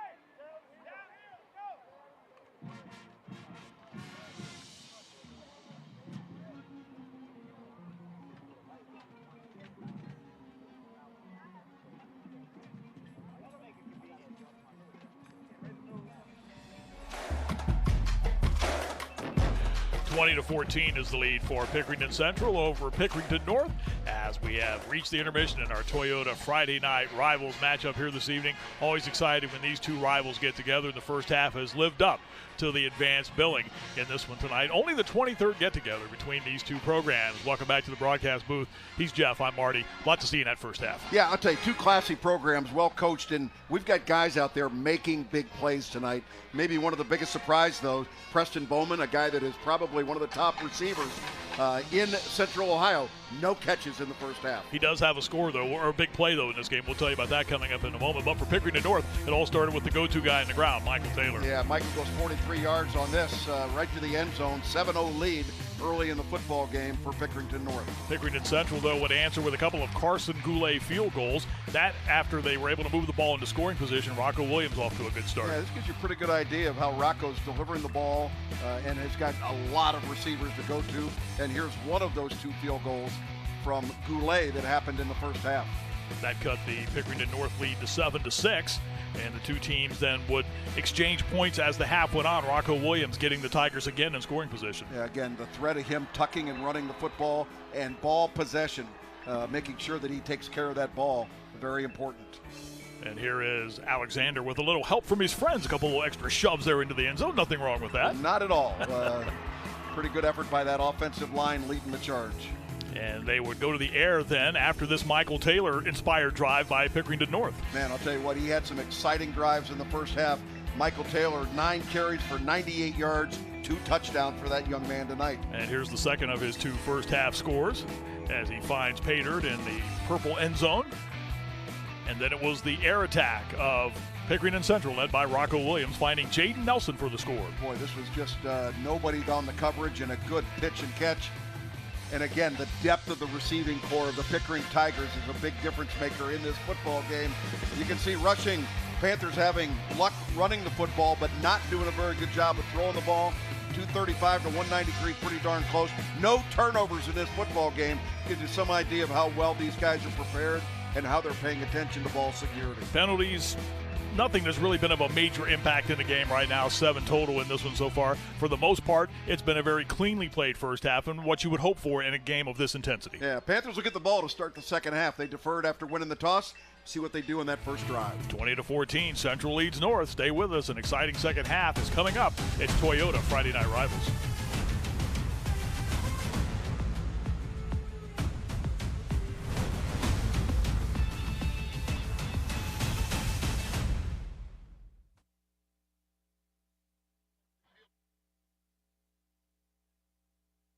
We have Coach. Ladies and gentlemen, your marching Tiger Man. Coach, back and forth game, what do you need to do to limit some of those explosive plays? You know, we got to get off field on third downs. I thought they did a great job on special teams. They made 3 big field goals. You know, we can't get ourselves in trouble with penalties. Finish drives, we got to score some touchdowns. Rocco Williams can make some moves outside of the pocket. How do you contain him? Yeah, he made some really physical runs. You know, we got to bring him down. We hit guys, but weren't able to get guys down with tackling, so we got to tackle better this half. Thank you so much, Coach Hillard. Yep, thank you. Guys.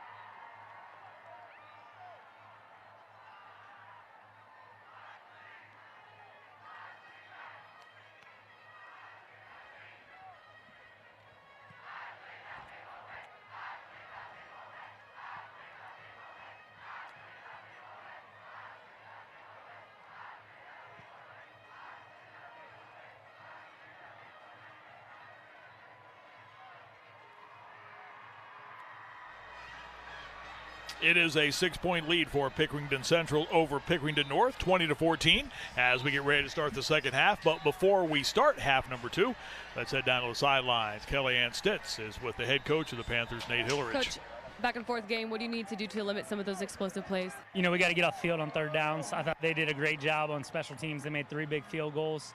You know, we can't get ourselves in trouble with penalties. Finish drives, we got to score some touchdowns. Rocco Williams can make some moves outside of the pocket. How do you contain him? Yeah, he made some really physical runs. You know, we got to bring him down. We hit guys, but weren't able to get guys down with tackling, so we got to tackle better this half. Thank you so much, Coach Hillerich. Yep, thank you. Guys. 20-14 again, the lead for Pickerington Central over Pickerington North. The Pickerington North High School Marching Band put on quite a show earlier tonight. We take a look at their performance. It's sponsored by Music Go Round. Check out their locations at 2630 Bethel Road and inside the Stone Ridge Plaza in Gahanna.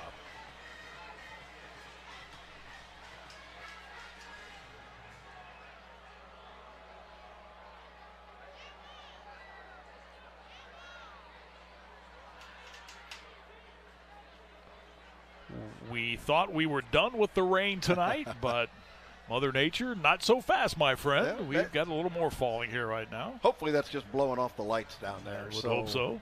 Radar looks good. Looks like we're going to be good the rest of the go. And, you know, I think back to this game a year ago in which North won the game 39-34. A very similar kind of a feel for this year's game. Still very close. 6-point differential in the game. And, again, we talk about how important that first drive of the third quarter becomes. You look at the stats for North, and one of the things that I think they're going to have to do, Marty, in order to take control of this football game, they need Preston Bowman to become effective in the pass game, and that means quarterback Jaron Mock has got to be able to find number 1 out there and start connecting. Central will kick the football away to start the second half. North won the toss and wants the football to start half number 2. Carson Goulet with a couple of first half field goals. We'll do the honors here momentarily. M.A. Lewis Jr. to the near side. And to the far side for Pickerington North is Rich Simpson. Second half is underway. This will be Lewis racing up the field to kick at the 15-yard line to the 25. Looking for a little running room and is swarmed under as he started to cut back. Good coverage that time, racing down for Pickerington North. Jaden Nelson, who got that touchdown pass in the first half on special teams, stepping up with a big play. Yeah, that's a no-no on kickoff returns. There is no stopping and turning around. That time the pursuit was there, and they'll get good field position, though, to start the drive at the 27-yard line. Good look at Jaron Mock leading the offense onto the field, the 6'3", 200-pound junior. As we mentioned, number of Division I offers, including Wisconsin. Got a lot of tools around him. You know, you just got to make sure that you distribute the football, read what the defense is giving you, and make sure that Michael Taylor gets enough carries. First down sponsored by Mighty Dog Roofing, and this is Michael Taylor getting another tote, and there he goes, 45 into Central Territory and is shouldered down just into North Territory as Michael Taylor continues his big night, going over the century mark, gets to the 48-yard line. First down for Pickerington North, and the first down, this one also sponsored by Mighty Dog Roofing. Yeah, I want you to watch the separation. I mean, this is a guy that is running by people, breaking tackles, and just like he did in the first half, goes over that 100-yard mark here with his 10th carry of the football game. Look at that number right there. Very impressive night for that young man, senior running back. 25 yards on the carry and a first down.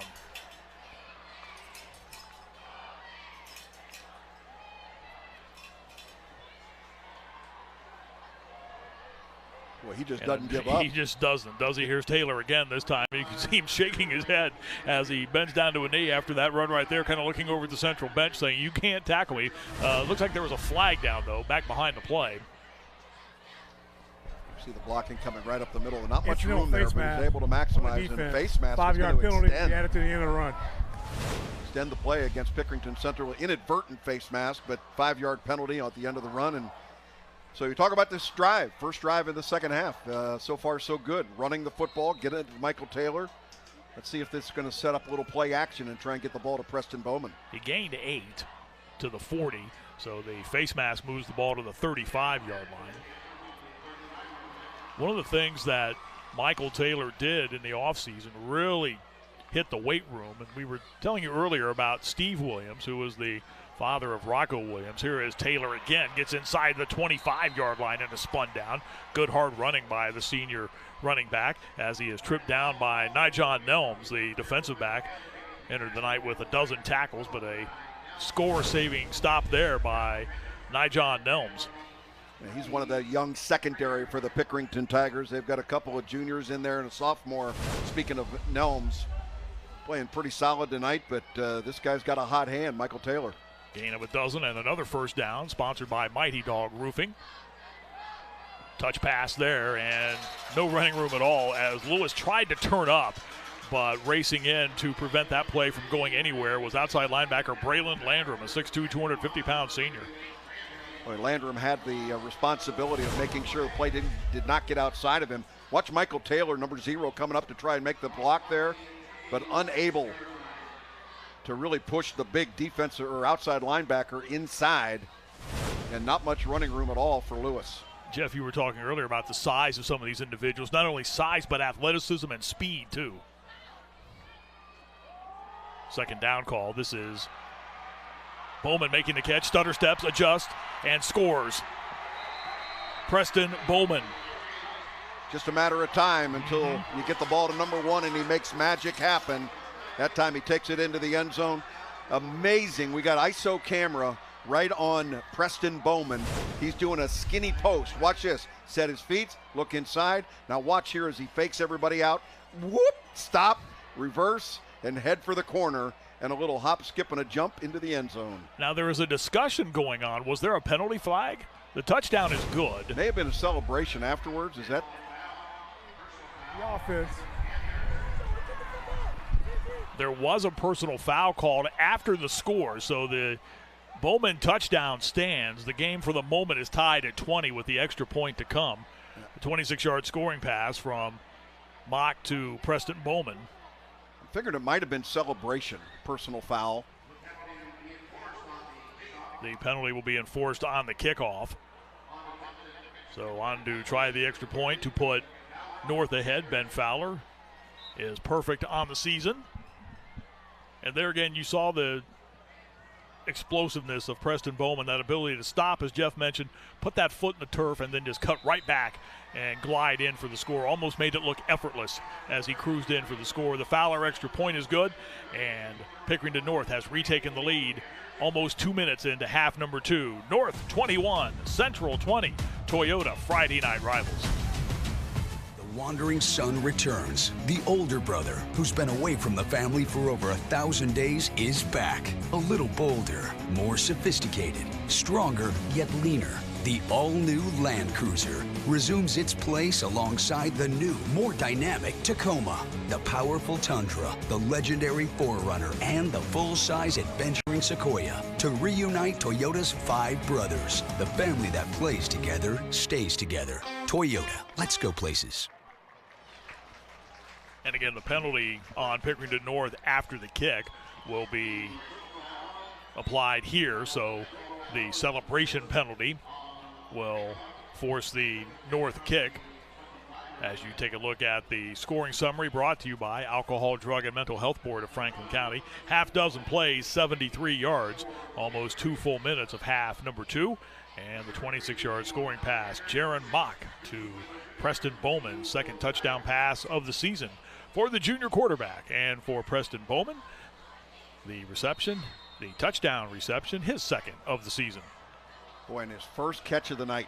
First time. They've targeted him a couple of times. Yeah. But we talked about in the second half, he would have to become part of the offense, and boom, there it was. Ball moved back to the 25, so this kick is returnable. It's fielded by one of the upbacks at the 40-yard line for Central and brought down shy of the 40-yard line, Nijon Nelms. 21-20 is the lead. Central trailing Pickerington North down to the sidelines, and we say hello once again to Kellyanne Stitz.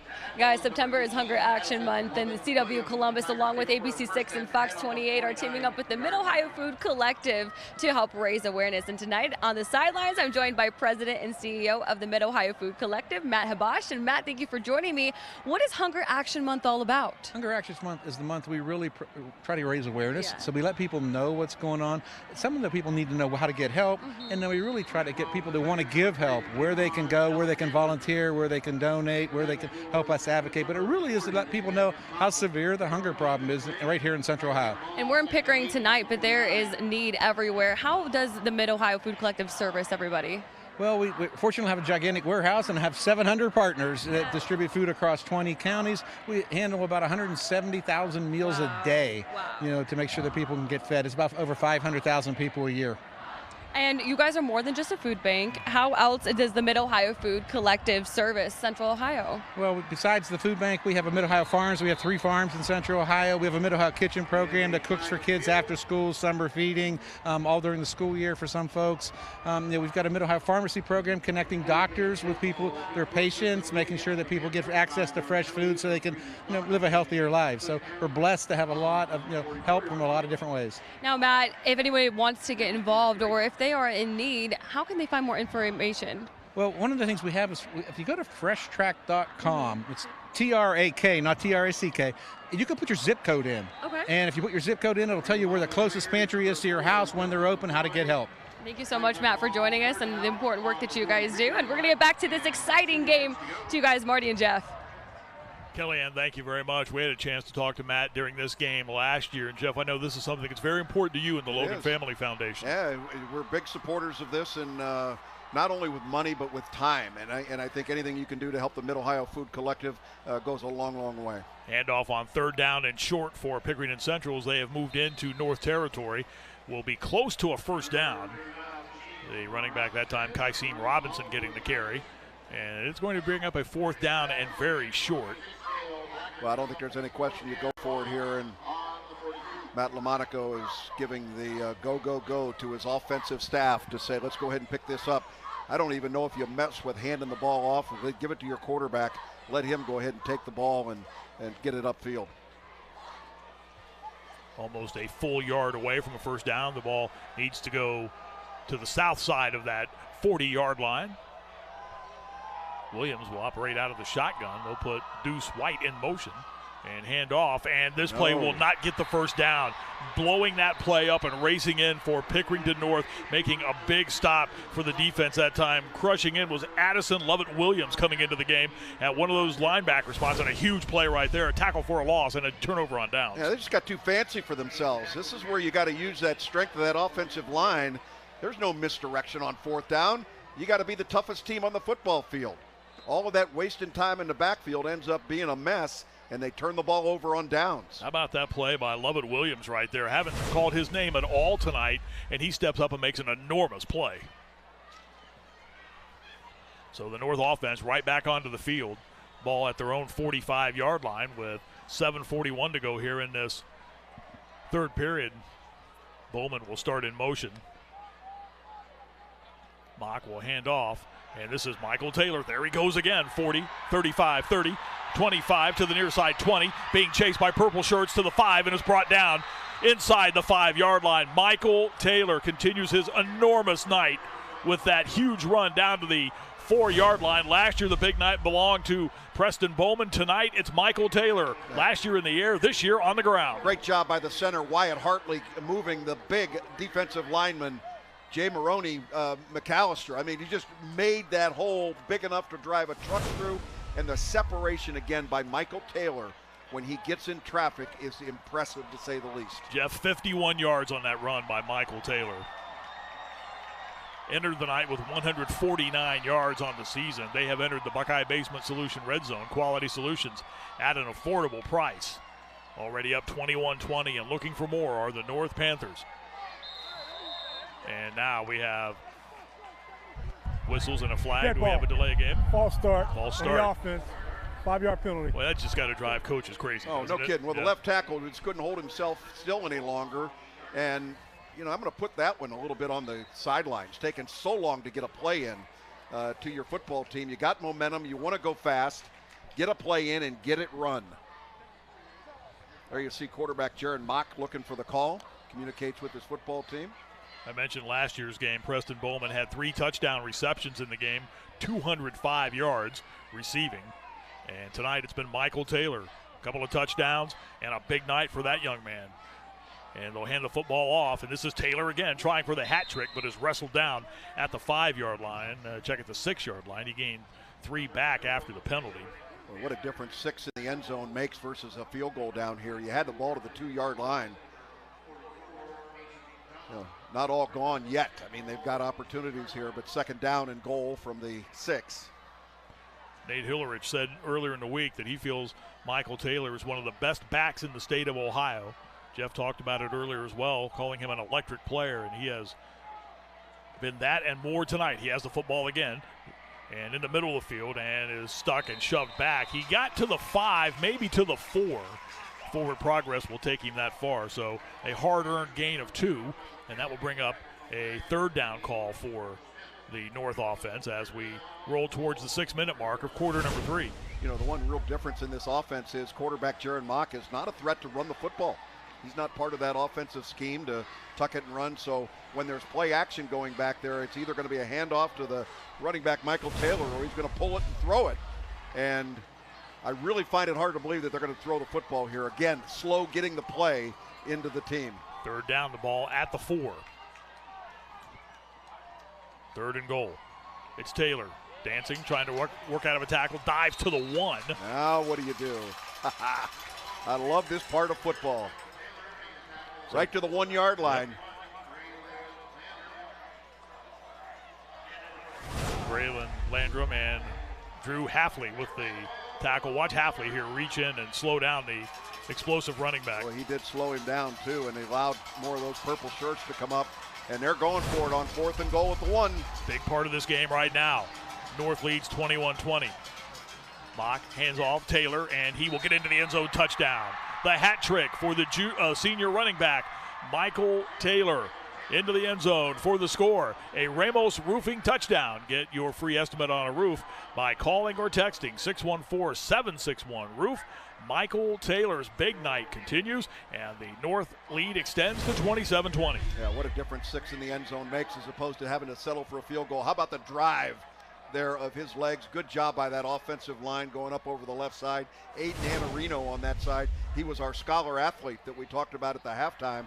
They're 6'3", 280-pound senior, making things go in the right direction. Aiden Anarino's headed to play for Chuck Martin at Miami of Ohio, left ball. guard.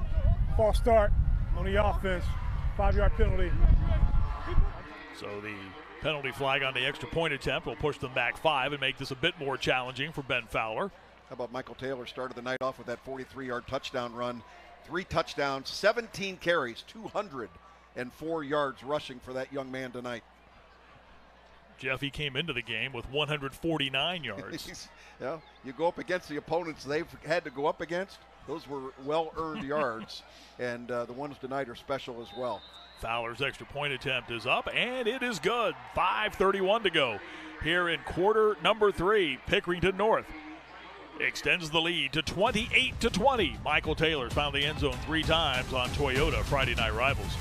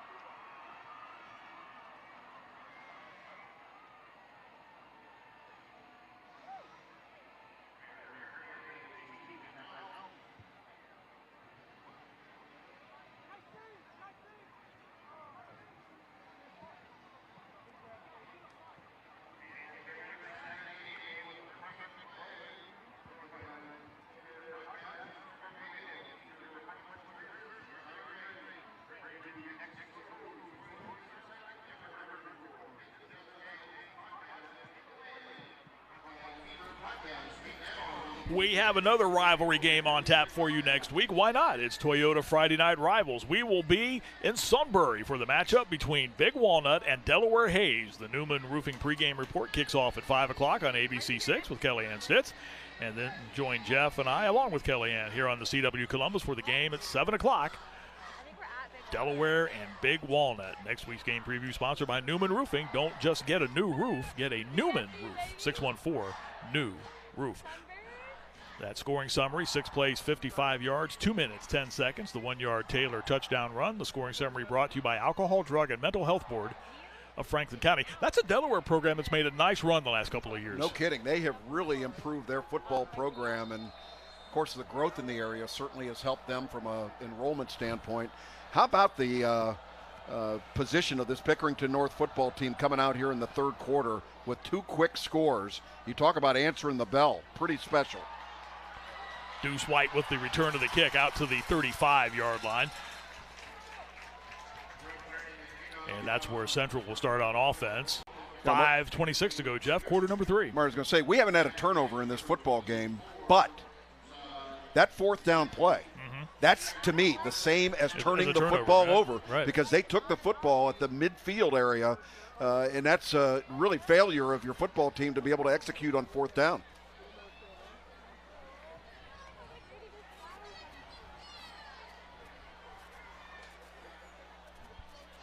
35-yard line, the line of scrimmage, and the left-hander Rocco Williams will roll to throw and just gets the football away as he got popped big time. Deuce White also took a shot as the ball was knocked out of his hands, and he is slow getting up. Boy, the coaches are down there, and they are screaming about targeting.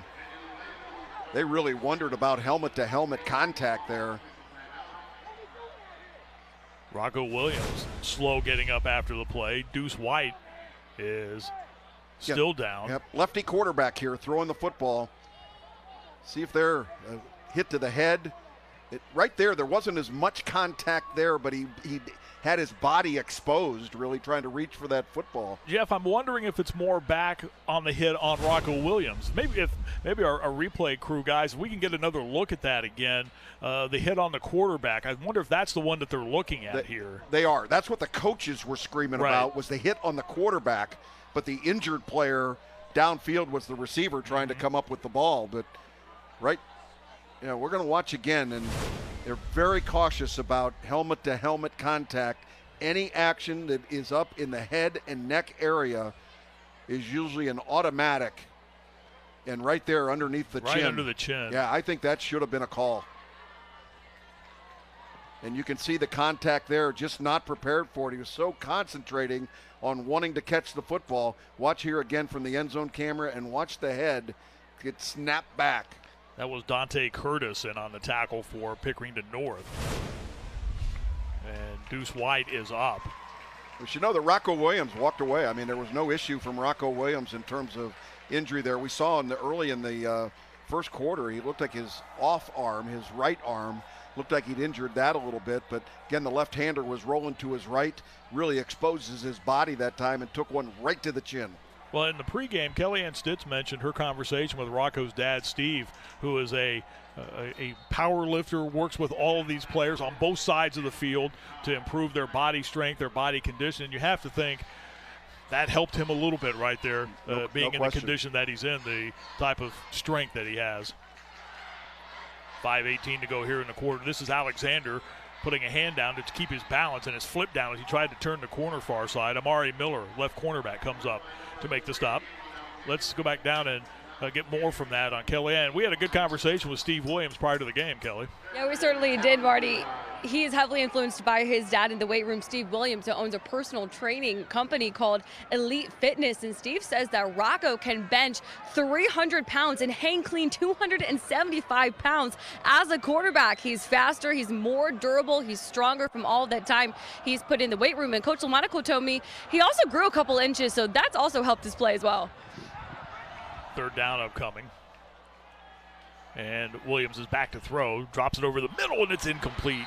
Had a receiver there at the 45-yard line. That was Jaden Nelson, who caught the touchdown pass in the first half, and Nelson's a little slow getting up after the play. Yeah, maybe cramping looks like the case.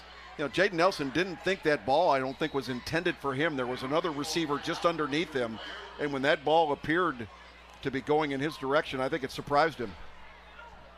It is a cramping situation. 300-pound bench press. Mm-hmm. That's what you used to do, right? Well, yes, but I was going to ask you about your weightlifting prowess. Those are only those 12 or 16 ounces, aren't they?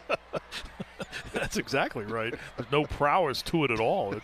It's a myth. 28-20 is the lead for Pickerington North. And we'd like to thank Kroger Great Lakes Distribution Center because of their efforts. Tonight's game is streaming live on the ABC6 YouTube channel, the ABC6 News app, and on the CWColumbus.com. We are so glad you were with us here tonight. We were about a half hour late getting started with the storms that moved through the area. It gave you a chance to watch a family win some money on Family Feud at the what I understand. Prior to kickoff tonight. Yeah, we didn't get a chance to see the live action of that. Boy, that would have been great. Go down quickly again to Kellyanne Stitz on the sidelines. Kellyanne? Yeah, guys, Coach Lamonaco told me that cramping for them was a huge issue in week 1, and to tackle that is hydration, but the key is to start on Sunday. He said, of course, they have pickle juice on the sidelines. They even bought this mobile water trough, so the guys have easy access to water in practice. They carry around big water jugs during the week. In school, he lets them store them in his fridge. But again, the key to the hydration is starting on Sunday, and it also takes them holding themselves accountable to do it at home and outside of practice. And he said his team has really taken that on, and that's helped tremendously in these 3 weeks here at high school football.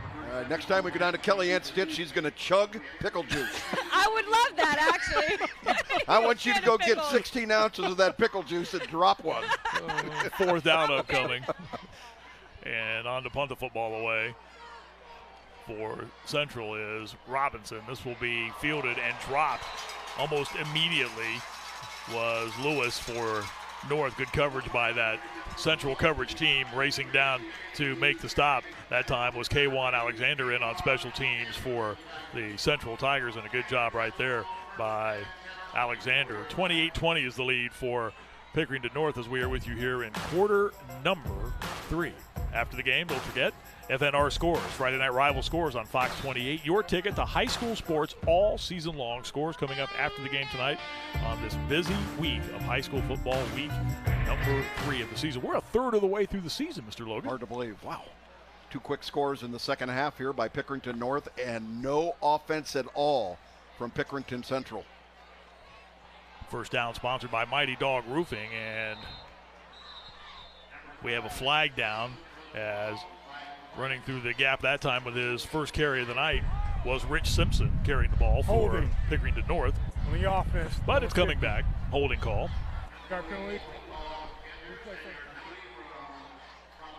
Michael Taylor getting a little bit of a blow there on the first play of this drive.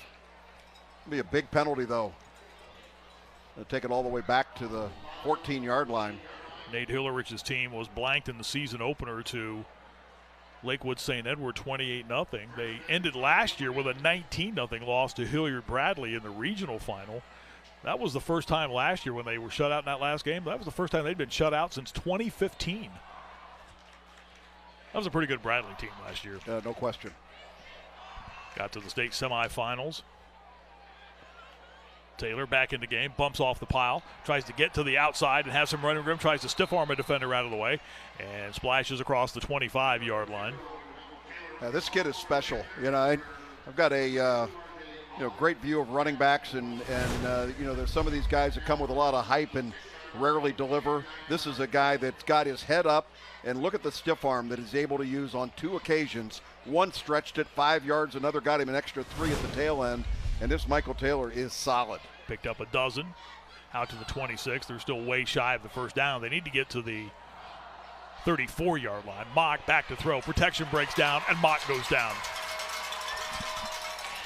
He was looking for Preston Bowman. They had him double-teamed going down the sideline. And the protection broke down quickly. There was not much of an opportunity for Jaron Mock. Play action, and you can see that they did not fool Braylon Landrum, the outside linebacker who had contained responsibility. He broke loose, and then Drew Halfley in there as well. Play loss back to the 20. Those two have had a big night for Jeff Lamonaco's defense. Braylon Landrum and Drew Halfley from those linebacker spots. Halfley on the inside, Landrum on the outside.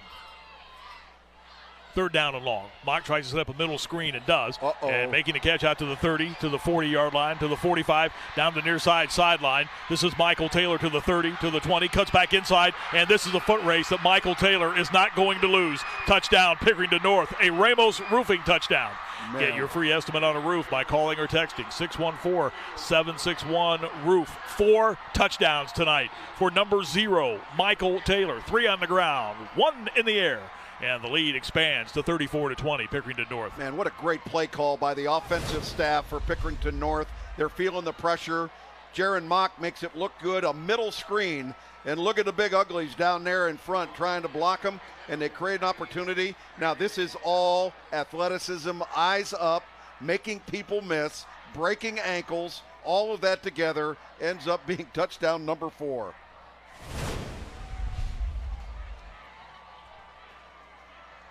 Extra point attempt oncoming from Ben Fowler. It is up, and it is good. So often in big games, you have a difference maker. That's the difference maker in this game tonight, Michael Taylor, as he has 4 touchdowns tonight, 3 on the ground, 1 in the air, an 80-yard romp for the score, and the lead expands to 35-20 in favor of Pickerington North.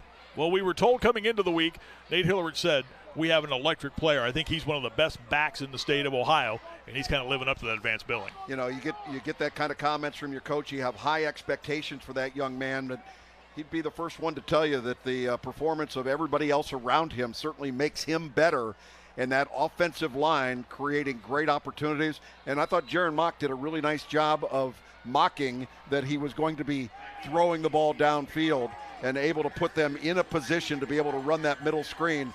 And you heard me say, uh-oh, because I could see just an enormous amount of field available to that young man. 4 plays, 86 yards. It took a couple of minutes for Michael Taylor to cover the 74 yards on that pitch and catch. The scoring summary brought to you by Alcohol, Drug, and Mental Health Board of Franklin County. Big night for that young man right there. Look at him. He is celebrating over there, feeling good about himself. There's the kick, a short one, and out of bounds at about the 30-yard line. We'll see where they mark it. Watch the touchdown again. They're just setting up middle screen here, taking advantage of an aggressive defense. Let those guys through, dump the ball over the middle. And, you know, we're not wide enough to see how much green there was out ahead of him, but you can see blocks of a lineman all the way downfield. That's C.J. Moore, the right guard, that was 40 yards downfield making a block. That's what you talk about, getting to the next level of blocking to be able to create those big plays. 2:37 to go in this third quarter, and Central now down a couple of scores, trying to get their offense back into this game. Line of scrimmage, the 26. Williams in trouble, tucks the football, runs, now will deliver ahead, and the pass is low and incomplete. Trying to hit Deuce White back into the game, and the throw was low. Watch the whole field here on the Michael Taylor touchdown run. You'll get a good example of what Jeff was talking about. Yeah, watch as this appears here. There are no purple jerseys around, guys.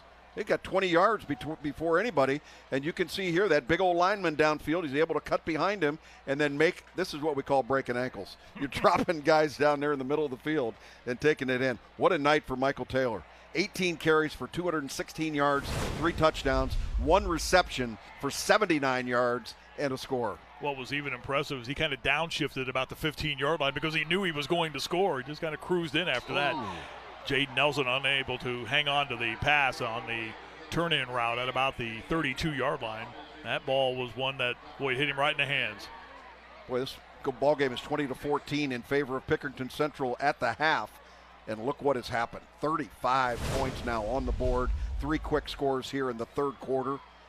And again, loss of concentration here. That is a very catchable football, and a young man that certainly is disappointed he wasn't able to bring it down, Jaden Nelson. 3rd down and 10 upcoming. Remember, he had that big touchdown catch in the first half, 56 yards. Williams back to throw, trying to find some room in the middle of the field, and does. And that pass is dropped. Mike Jones, another one that should have been held onto. That would have been a first down for Central. I don't know if the receivers are trying to make big plays out of every throw that is there, but the one thing they've got to concentrate on is taking their time and making sure they catch the football, bring it into your body, and then decide to do something with it. But again, very catchable football, and you can see the frustration again of that young man. Some nights it's not your night, Coach. This is frustrating. They're not going to quit on them, though. I mean, there's a lot of football game left. We got another cramping situation on the field. Looks like a Pickerington North player at about the 50-yard line. Logan Hicks will come on to punt the football away for Jeff Lamonaco. Again, Central tonight playing without one of their big offensive weapons. Gerald Banks, the transfer running back from Watkins Memorial, 226 yards on the season. 114 yards last week in the game against Wayne, having to sit out tonight due to transfer regulations. And they're not sure whether they will get him back or not. There will be some discussions about that going into next week. And that's a big part of Jeff Lamonaco's offense that has not been available to them tonight. Yep.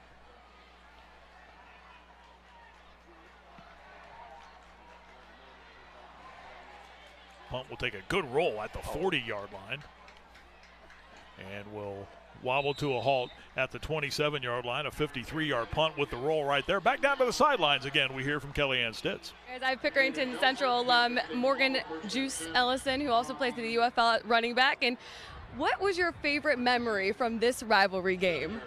This rivalry game would probably be when we played in the playoffs. We played them twice that year, and I think I had about 350 yards, 4 touchdowns, and just the atmosphere was amazing. I think this is one of the best rivalries in Ohio and, just across high school football. So it's just, the whole city comes out, and it's just a great feeling overall. An electric atmosphere tonight, back and forth a game. What do you like from this one tonight? I like what Rocco's doing, and I just, love being out here at supporting Pick Central and Lamonaco, and just hope we get this score back right and we can come back and get this win. But right now it's looking a little, sketchy. But well, speaking of Rocco Williams' play, what did you like out of him so far tonight?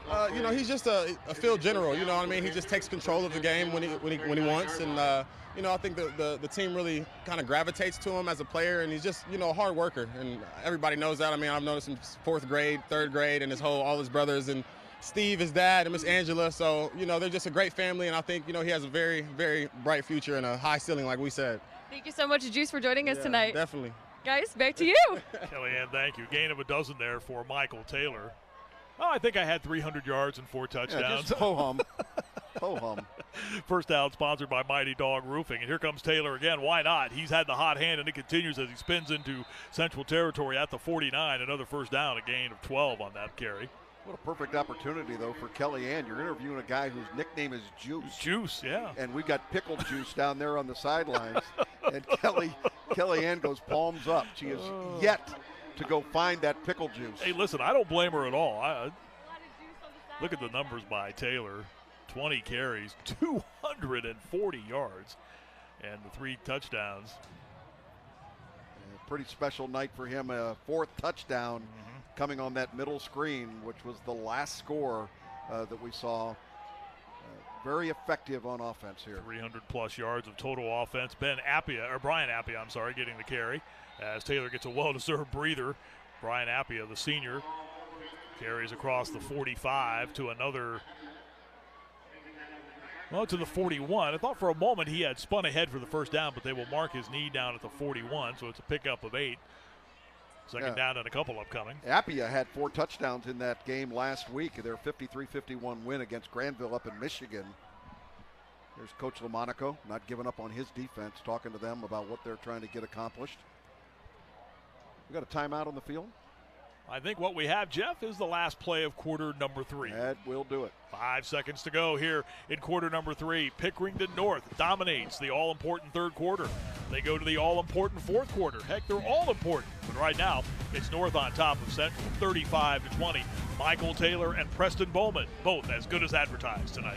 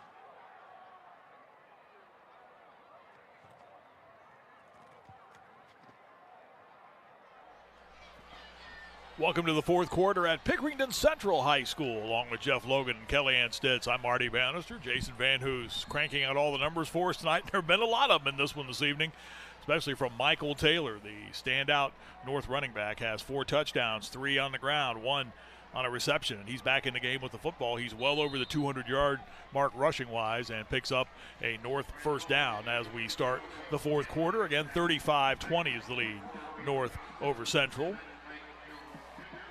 Rivalry matchup between these two. This is the 23rd all-time meeting. Pickerington Central has the lead at 17-5, but North, for the first time since the 2012-2013 season, is looking at back-to-back wins in this rivalry. And again, remember, Central and North did not become rivals until North opened in 2004, Jeff. Yeah, big upset going on in Central Ohio. Game over. Olentangy Liberty 31-0 over Gahanna Lincoln. That is a shocker. First down sponsored by Classic Exteriors. Out of the shotgun and out of the cannon is Michael Taylor to the 20, to the 15, to the 10. Are you kidding me? The night this young man is having is sensational. He's inside the 10-yard line. It's a first and goal. He plows to the 7-yard lines. He rumbles for 34 yards, and the Pickerington North Panthers have entered the Buckeye Basement Solution red zone. Quality solutions at an affordable price. Took 3 guys to finally bring him down. They had a couple of opportunities right at the point of attack, and this kid doesn't give you much to grab. He is always moving forward. The electricity of this guy being able to go right up the middle. Nothing fancy either here. It's just solid football going up right the middle, and what a job that offensive line is doing. That's 34 more onto his total rushing yards tonight.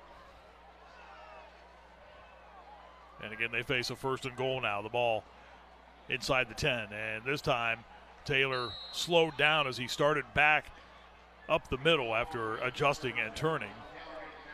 Line of scrimmage was officially the 8, and Taylor got to the 6, picked up a couple on that. Braylon Landrum, that outside linebackers, had a big night tonight, but has had hands full with that running back wearing number 0 over there. I hope OU can hang on to him. If he's heading the way we've seen him tonight, he's going to draw some other attention. I think so. Second and goal, the ball at the 6.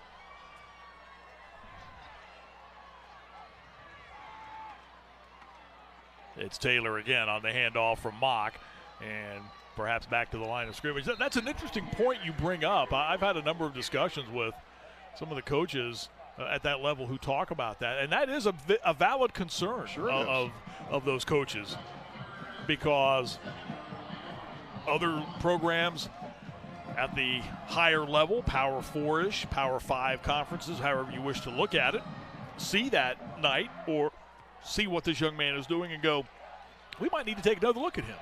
Exactly, and if he goes to an Ohio university and excels at a very high level, now you run into the other problem, transfer portal. All of a sudden you lose that kid to a Power 5 team. Third and goal now, the ball at the 7. Bowman will go in motion. Touch pass to Bowman, trying to get to the edge, being chased. Tries to turn the corner at the 5, angles for the pylon, stuck the football out and did not get in. He is out of bounds at the 2. So that'll bring up a 4th and goal. And again, he did a good job of sticking the football out, trying to get the pylon before he went out of bounds, but pretty good play by R.J. Holland over there to be able to keep him out of the end zone. Here you see the pitch inside. Preston Bowman trying to get upfield. Yeah, he fumbled the ball through the end zone, but stepped out of bounds before that time. Therefore, it's not a touchback. So it will be a 4th and goal here. Nate Hillerich and his offense, they're going to call a timeout now and think about this. This timeout on the field is sponsored by Aware Recovery Care. In-home addiction help is waiting for you at awarerecoverycare.com. Clock stopped, 8:53 to go, and Pickerington North with a lead of 35-20. The 4th and goal when we return on Toyota Friday Night Rivals. Room with a view. That's what you get with the powerful new Toyota Tundra. The electrified iForce Max powertrain can deliver up to 437 horsepower. And this was easy. 2400 can tow up to 12,000 pounds. And it's got the best resale value in its class. Now you can make room for a new 2400 and get 3.99 APR financing for 72 months, $2,000 customer cash, or a low $449 a month lease. Nobody knows trucks like Toyota. Let's go places. Ball's at the 2-yard line, 4th and goal there. Michael Taylor continues to have the notoriety this evening, the big night. Well, averaging over 10 yards a carry, 24 carries for 275 yards rushing against a very powerful and proud defense of the Central Tigers. 3 touchdowns, and he has the 1 reception that he took 79 yards on the middle screen for a score. And I'm sure, as you mentioned earlier, Jeff, he would not hesitate to thank Lance Blakely, C.J. Moore, Wyatt Hartley, Aiden Anarino, and Gabe Irwin, that offensive line. They're going to kick a field goal. Ben Fowler on to try the short field goal from the far side hash. A 19-yard attempt here to increase the lead. Snap is good, the hold is good, and Fowler, who kicked the game winner last week in that win over Grandville out of Michigan, nails it from 19 out. Marty, the decision there to go ahead and take that field goal was pretty smart because that makes it a 3-score game. And it increases the margin to 38-20 in favor of Pickerington North. We showed you at the intermission the Pickerington North High School Marching Band. The Pickerington Central High School Marching Band also wowed the crowd tonight. This sneak peek at their performance is sponsored by Music Go Round. Check out their locations at 2630 Bethel Road and inside the Stone Ridge Plaza in Gahanna, the Pickerington Central Tigers High School Marching Band.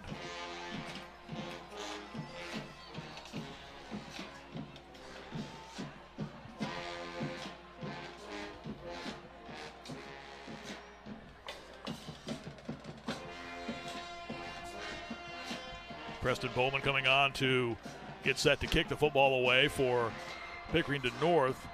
If this score holds or the margin holds, Pickerington Central will slip under the 500 mark at 1-2. That week 1 game they lost to Harvest Prep really caught a lot of people off guard for the simple reason that Harvest Prep is a D5 school, Division 5 school, and played the game here. It was the first game on this new turf. Here's Bowman's kick that will sail and carry into the end zone and come out to the 20 as Deuce White backed into the end zone. Then they were able to bounce back with that win last week over Wayne and now trail 38-20. Kellyanne Stitz is on the sidelines for us tonight. Yeah, Marty, Jeff. So I talked to Coach Hilrich earlier about Preston Bowman, and he called him the Marvin Harrison Jr. of the team because the Kentucky commit comes in early at 5:30 in the morning to catch on the jugs machine. He also said he has multiple players who will come in early and get some extra work in, and that was a precedent set by former Ohio State offensive lineman Pat Alfline, just a reflection of the culture at Pick North. There have been so many players from both of these programs that have gone on to play at schools like Ohio State, or as we have chronicled, Ohio University, or many other Power 5 and Group of 5 conference schools, and on to the NFL. You go to the 2 schools, and they each have websites. You go and you just find name after name after name, Jeff. It really is remarkable, the amount of talent that's come out of this community. And they're proud of it, and they should be. You got Jack Sawyer, who's at Ohio State right now, chose to come back for that extra year. We've got a cramping situation on the field. But Jack Sawyer played linebacker, he played running back, he played quarterback, he played tight end. He did everything for Pickerington North. And then on the Pickerington Tiger side, Ty Hamilton, one of those defensive linemen out of Pickerington Tiger side at Ohio State as well. And we'll go back down to Kellyanne Stitz. And you guys mentioned that huge Ohio State alumni running through these 2 programs, and I talked to Coach Hilrich about Jack Sawyer and his involvement in the program, and he said that Jack brought the entire defensive line and quarterback Will Howard to their week 1 game against St. Ed's. He also told me that Jack and Tyleek Williams spoke to the team's leadership council in the spring, and Jack has even stopped by summer practices. Nate also mentioned that he talked to some of the Ohio State coaches this week, and they said that there's been some friendly banter amongst the guys within the team about this rivalry game, and he also told me that he had heard that they would be watching tonight after their team meeting. So guys, if you're watching, hopefully some friendly jawing happening, and thank you for tuning in. And right now, North on top of Central, 38-20. That was an impressive-looking group in that picture right there, wasn't it? Back to throw is Williams. Steps up into the pocket now, looking, and will have to tuck the football and run, and was able to spin out across the 30 to the 34-yard line and pick up a first down. Extra effort there by Rocco Williams keeps the drive alive. I was mentioning earlier how if this score holds, it will drop Pickerington Central under the 500 mark at 1-2. Since 1995, that's the last time this program has had a losing record. It was 1995 Pickerington Central, when they were just Pickerington at that time, when they went 4-6. But from 2006 through this season, they've had no less than 7 wins in a full 10-game season in every year. Here's a pass to the far side, and Tank Washington coming up to make the play. With a name like that, you better be able to bring the heat. If they call you Tank, you better live up to it, right? Comes up here. This is a clean play. Didn't take it to the head. Good job there coming up, and really good job holding on to the football. It brings up second down and about 14 for the Pickerington Tigers. Play lost back to the 31 to further amplify that run of success that Pickerington Central has had. Jeff, they've won 25 straight OCC division games. And again, the OCC seemingly alters its divisions about every 14 minutes. Here's a pass and a good catch over the middle and a good throw by Rocco Williams. And it's another first down. The play carried out to the 43-yard line, a gain of a dozen. And another Pickerington North player will be slow getting up after the play. Another cramping situation here out near the 45-yard line. But Central has won 25 straight division games as you watch Rocco Williams drop back to throw. Job by the left-hander surveying the field and finding the receiver, Cameron Green, cutting across the middle. They open division play next week, and we were laughing about it prior to the game. It will also be the first game in the OCC for our friends down Route 33 in Logan. Their first ever OCC game. Welcome to the OCC, guys. Who do you get in your first game in the league? Pickerington Central. Yeah. Well, they're going to be an angry group of Tigers that are going to be going up against the Chieftains of Logan. And, you know, how about the fact they opened this brand new facility this year? They're very proud of it, and looks like they're heading to an 0-2 start on their home field.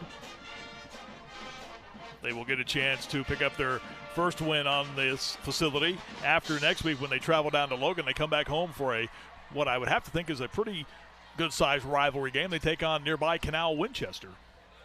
Change the play at the line of scrimmage. Third down and short.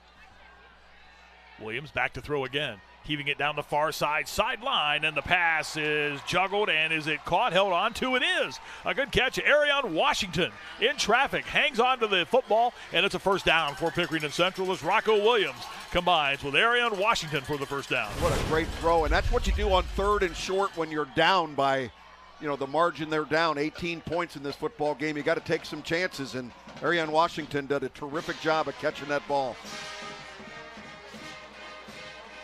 38 yards, puts them in the Buckeye Basement Solution Red Zone. Quality Solutions at an affordable price. This is Deuce White making the catch, trying to turn it back upfield as he runs a lot east and west, trying to go north and south, but the North defense would not allow him to get to the edge. Tank Washington, Jeff talked about him a moment ago, was able to escort White out of bounds. There is a flag down at the 17-yard line.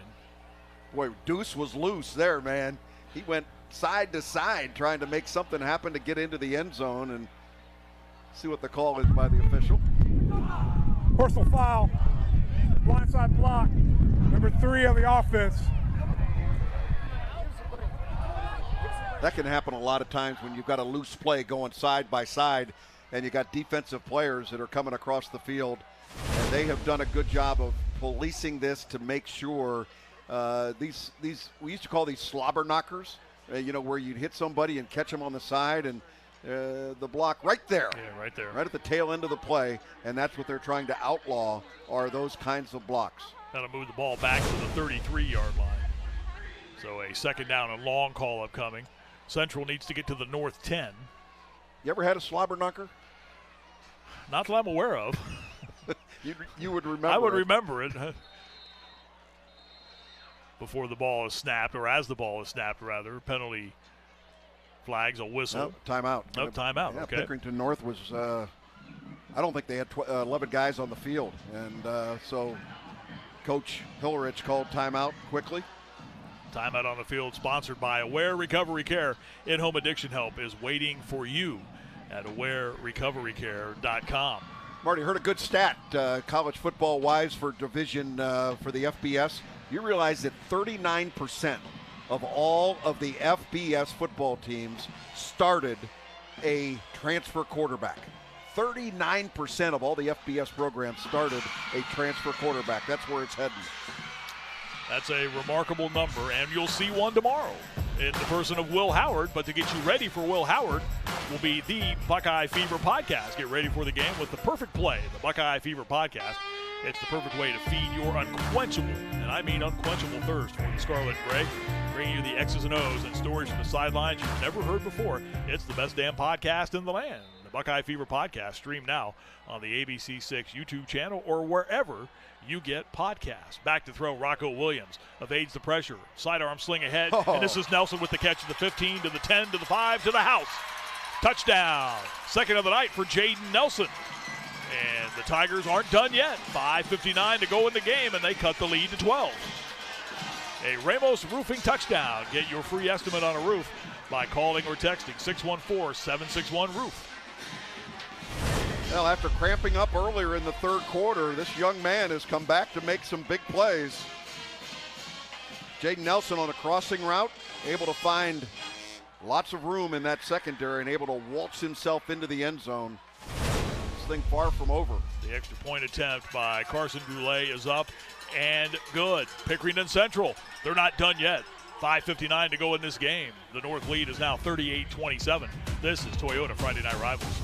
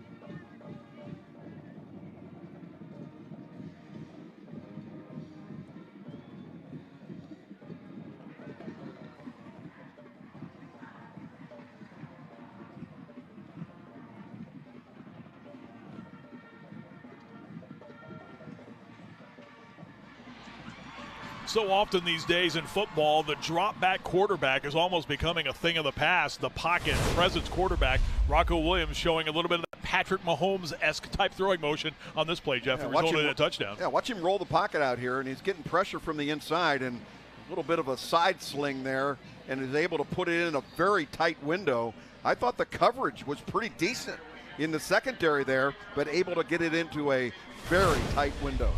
The scoring summary brought to you by Alcohol, Drug, and Mental Health Board of Franklin County. 7 plays, 80 yards, and the 33-yard scoring pass to Jaden Nelson. His second big scoring play of the night. He had that 56-yard catch in the first half, and comes back with this 33-yard touchdown reception right there. And that's the one thing when we showed you the Rocco Williams touchdown pass a moment ago, where I think we've seen great improvement. Because you remember last year, he didn't really – He could make those type of throws, but not on a consistent basis. He's making them now. Yeah, you know, as a sophomore a year ago, he's still learning the game. It's got to slow down for him a little bit. Onside kick. They try it, and it's fielded by Pickerington North. Took a high skip at about the 47-yard line and was covered by the Panthers, so they will keep the football.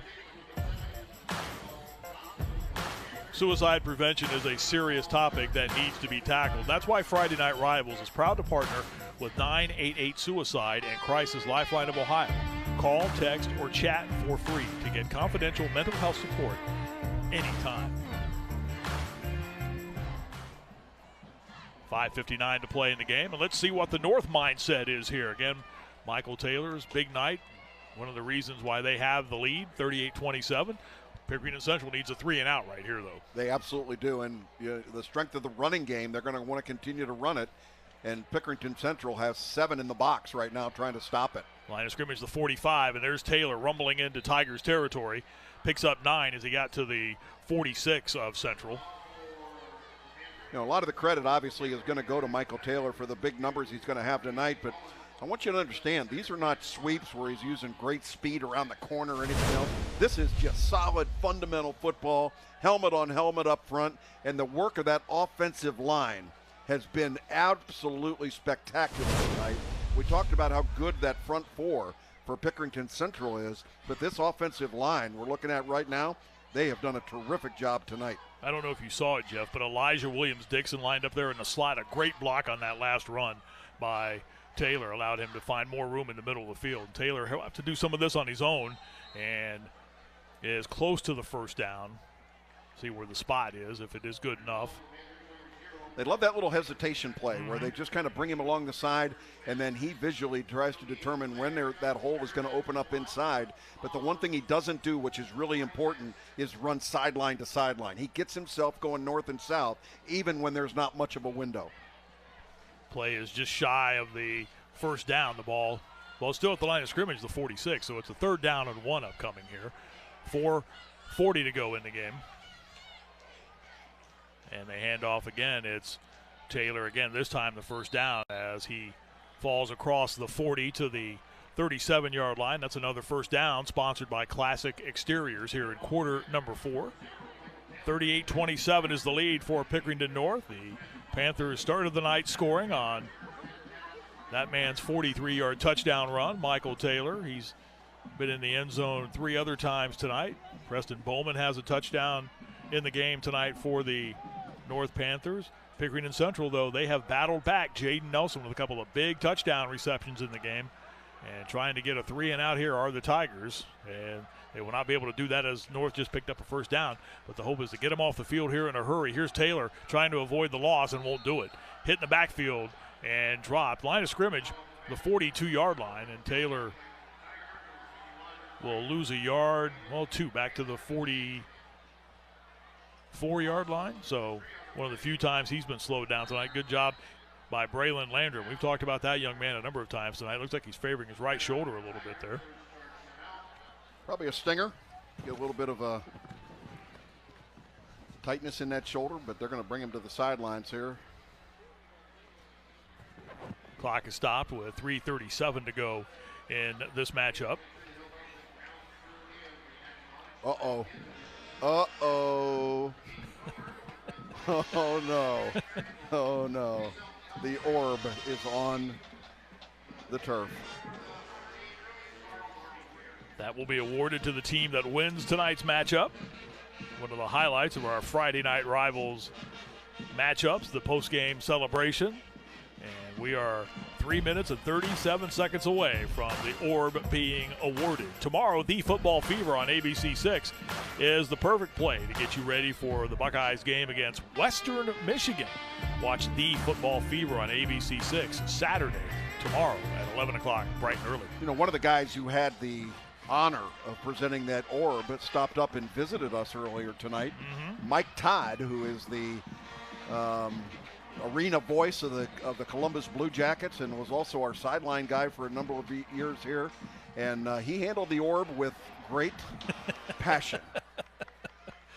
Well, how else can you handle well, that? Well, I've never touched it. I don't know. That's right. I don't know. The one thing we got to be careful of tonight would be a pickle juice Gatorade bath. You're big on that pickle juice, Gatorade aren't bath. you? How about a Gatorade bath of pickle juice for Kellyanne Stitz? If Kellyanne were anywhere near you right now, I think she would be very unhappy with you. She is the kind of gal, though, that is willing to try just about anything. Play carried to the 44-yard line. 3rd down and short. I am a team player, guys. What can I say? And by the way, I know the big pickle juice, right? I was disappointed to find out it's not a jar. They're actually little packets. Oh, I know. And then I asked one of the little water boys about it, and he said that it tastes gross. So I will just take his word for it. Oh, you Sorry opted to out. disappoint you. You opted out. One of the little water boys. I love that. Going right to the source. That's right.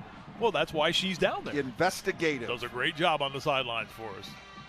Kellyanne Stitz on your side. We were laughing prior to the game about the rain. We were doing a live hit during the 6 o'clock news, and she was getting wet there.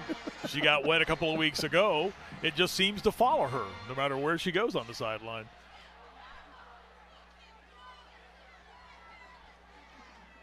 Taking their time, making sure they got the right play. 3rd down and 13. Just take care of the ball here. Ball security. Even if you have to pump the ball, you're going to make Pickerington Central go the length of the football field. Need to pick up 12. Handoff goes inside. And Michael Taylor to the timeout by Pickerington Central. The 41-yard line is where Taylor works his way to. Pickerington North next week will play Dublin Kaufman. And they will host the Rocks next Friday night. It's Friday the 13th, by the way, next Friday night, Mr. Logan. Interesting. Triskaidekaphobia. Interesting. Buckeyes will have a bye next weekend. Kind of an odd situation. After 2 weeks, you get a bye. There's 2 byes in the well, Ohio quite State frankly, schedule. they'll have a bye for 3 weeks. Well, it probably should be the case. Western Michigan tomorrow, 7:30 p.m. in the Shoe. Then they'll get a week off, and then they'll play Marshall before they start the Big Ten season against Michigan State on the road. That's probably going to be their first test that they get. And October 12th, everybody's pointing for that big game against Oregon on the road. But before then is going to be the Iowa Hawkeyes coming to Ohio Stadium.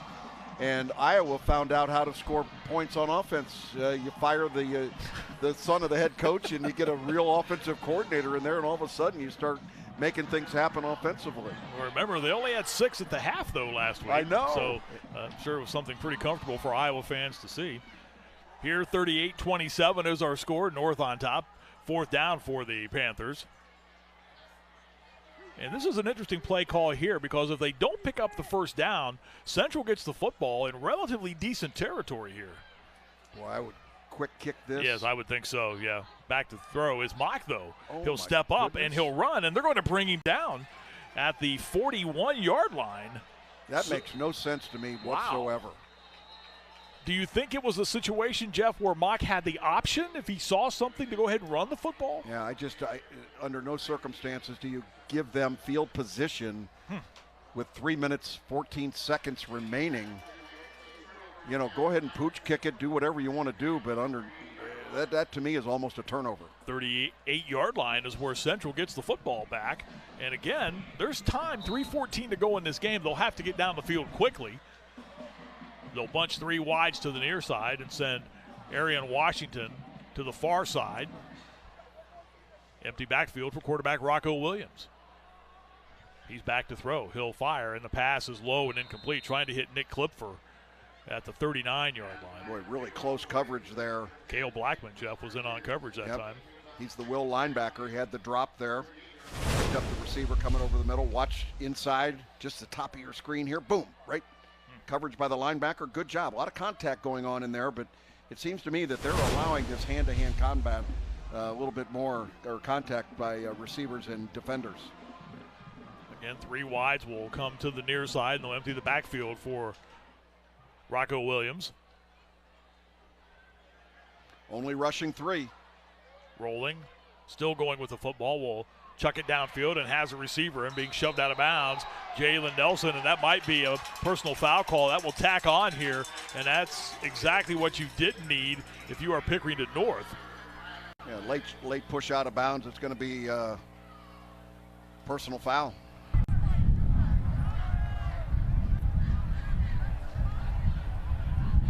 Dead ball, personal foul, number 6 of the defense.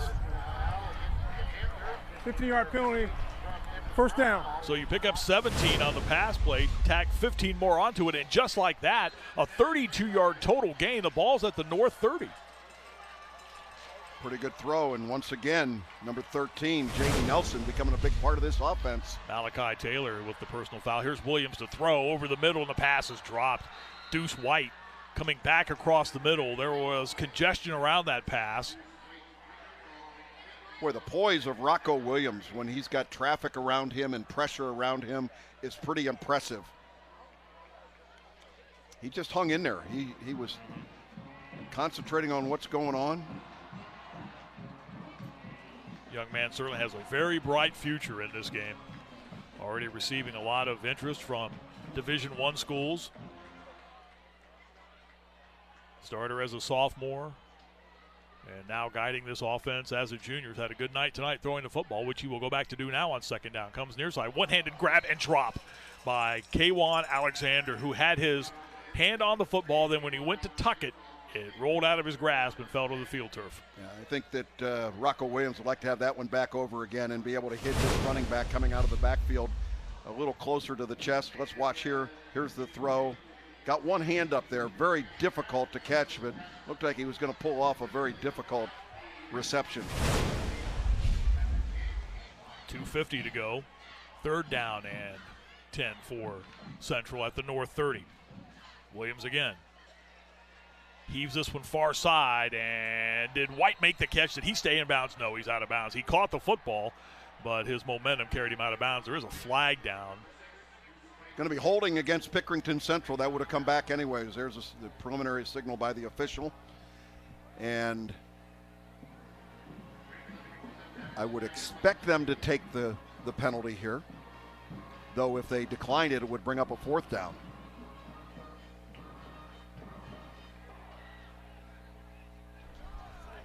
Holding on the offense, number 50.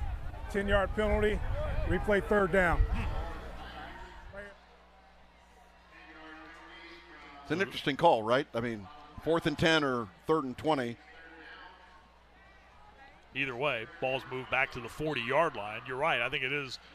Could have gone either way. Yeah, it could have gone either way. Yep. Central needs to get to the North 20.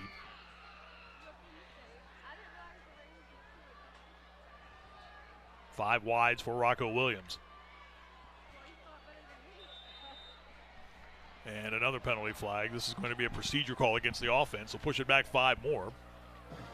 One of the O-linemen flinched.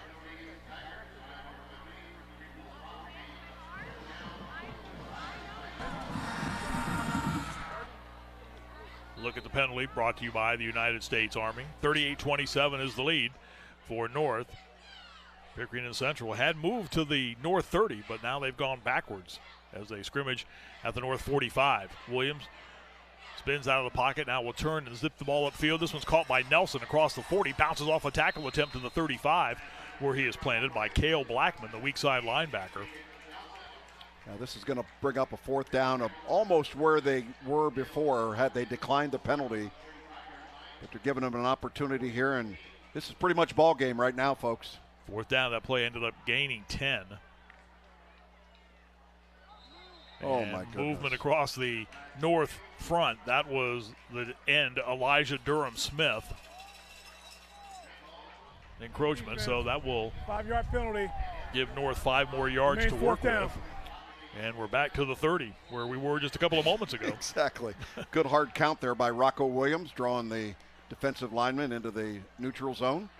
In high school football, it's an automatic. You can't hop back. Once you break that plane, it's a penalty. And now we've got a timeout. Pickerington North. Facing a fourth down and 10. Pickerington North are the Central Tigers, and as Jeff mentioned, this is pretty much your ball game right here if they don't pick up the first down. This timeout on the field, sponsored by Aware Recovery Care. In-home addiction help is waiting for you at awarerecoverycare.com. Last year's matchup between these two totaled 79 points, 65 points on the scoreboard tonight. And Pickerington North with the 11-point lead. As good as these guys are on defense, both of these football teams, there are so many playmakers, Marty, that it's impossible, I think, for defenses to hold them down. And what a performance we've seen tonight from a couple of guys out there that we expected to be pretty special, and they've turned out to be that way. And Michael Taylor, certainly one of those guys. Preston Bowman has certainly not disappointed tonight. And I like Rocco Williams on the offensive side. Absolutely. From a quarterback standpoint. And I'll tell you what, Jaden Nelson's made a name for himself as well, too, for Central. Those 2 big touchdown catches. He's a target that Rocco Williams can utilize a lot the remainder of the season. Let's see if he uses him here. He's flanked to the near side. Williams back to throw, hit, and that will do it. As coming in, blindsiding the quarterback was free safety Ryan Miller, who's had a big night tonight. And that sack will pretty much put the lid on this one with exactly 2 minutes to go. North will get the football back on downs. Untouched around the corner. Yeah, he had no idea he was coming, and you can see there a very clean hit. But just a blitz on the backside, and the tackle was unable to pick up a much quicker athlete, if you will, being able to move and make things happen for Pickerington North, and they will take over on downs. And there you can see the frustration of Rocco Williams.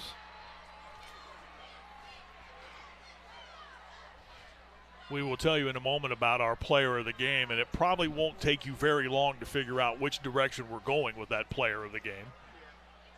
North will come to the line of scrimmage again with exactly 2 minutes left.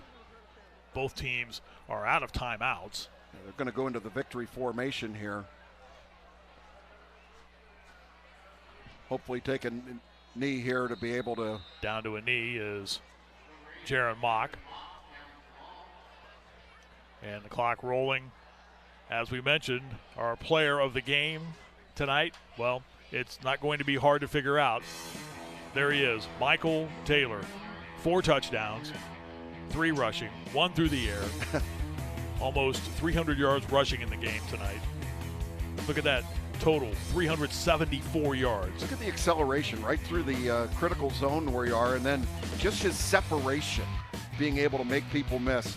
Marty, the numbers on tonight for our player of the game, Michael Taylor, 370 total yards of offense, 4 touchdowns, 291 rushing, 79 receiving. That was for a score, and this young man has had a very special night for the Panthers. Congratulations, bud. Our player of the game, Michael Taylor for Pickerington North. Of course, they had some talent in that backfield last year. Sam Williams-Dixon, who ended up at Ohio State, ran for 475 yards last season. But this was a guy that Nate Hillerich continually told people, watch, he's going to be something special. And in what is their biggest game of the season, he was something special tonight. Down to a knee is Mock. And for the second straight year, Pickerington North will win the Battle of Pickerington. And tonight they do it by the score of 38-27. And with the victory, as the celebration starts over by the student section, Pickerington North goes to 2-1. Pickerington Central falls to 1 up and 2 down. And the bragging rights will stay on Refugee Road. On the north side of Pickerington, Nate Hillerich's team, after dropping their opener, they have bounced back with back-to-back wins over Grambling out of Michigan, the defending state champions in one of Michigan's divisions. And tonight, they knock off their bitter rivals from Pickerington Central, again by the final of 38-27 tonight here at Pickerington Central. I find it very interesting that a very limited congratulations handshake going on at midfield. Only about a dozen players from each team along with the coaching staff, everybody else being sent directly to the locker rooms. The North players are over by their student section. You can see a number of them having to come back over the chain link fence to get back onto the field. The big part of the post-game celebration will be coming up in a moment, the presentation of the always important orb. Pickerington North beats Pickerington Central 38-27. It's Toyota Friday Night Rivals. Room with a view. That's what you get with the powerful new Toyota Tundra. The electrified iForce Max powertrain can deliver up to 437 horsepower. And this was easy. Tundra can tow up to 12,000 pounds. And it's got the best resale value in its class. Now you can make room for a new 24 Tundra and get 3.99 APR financing for 72 months, $2,000 customer cash, or a low $449 a month lease. Nobody knows trucks like Toyota. Let's go places. Our final 38-27, Pickerington North with the victory over Pickerington Central, second straight year that the Panthers have knocked off the Tigers. And tonight it was a lead from early on in the game. Central did grab a lead at one point, but North battled back a big second half, enables the Panthers to knock off the Tigers. The presentation of the Orb. Kellyanne Stitz is amongst a happy group of Pickerington North Panthers. Coach Hillrich, congratulations. An emotional back-and-forth rivalry game. How proud are you of your team's effort tonight? Man, you know, those games like that, you have to fight, and that's what we did. We knew it was going to take 4 quarters, down at half. Just super proud of our team. We came out and finished them off in the second half. Michael Taylor, 4 touchdowns, 3 rushing, over 370 yards. How fun is it to coach a guy like that? Yeah, he had a game, and you know, it starts up front with the O-line, but I'll tell you what, at halftime, we told our guys, this is where you become a legend in games like this, and he took off and carried the team in the second half. I was going to say, have to give credit to the 5 guys up front blocking for him. How proud are you of their effort tonight? Absolutely, great night. Yes, sir. You know, this game's about toughness in Pickerington. Pickerington football, people are tough in Pickerington, and it comes down to the tougher team, and we're the tougher team tonight. Congratulations. Where are you going to store this one? I don't know. We got back-to-back.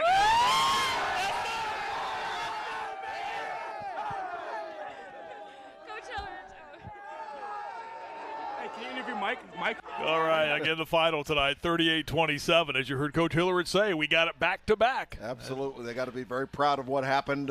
500 yards almost of total yards, and pretty impressive there. The Tigers are 250 yards, 249 passing the football. No turnovers in this football game. Penalties got a little sloppy at the end of the game, but Marty, a lot of offense in this game. Over 850 yards of total offense between the two teams. We were in that neighborhood last year as well, too, when these two got together. It is a game that many remember, and it will always be thought of amongst those that participated in it. And tonight it's Pickerington North with the victory, 38-27. That is a wrap for this edition of Toyota's Friday Night Rivals, presented by Columbus State Community College. We're back with you next Friday night at 7 o'clock when Delaware Hayes takes on Big Walnut. On behalf of Jeff Logan, Kellyanne Stitz, our statistician Jason Van Hoos, Dean Marini, and our entire crew in the truck, great job tonight by everyone. I'm Marty Banners. We're saying once again our final score tonight, Pickerington North 38, Pickerington Central 27. So long, everyone, from the football mad community of Pickerington, Ohio.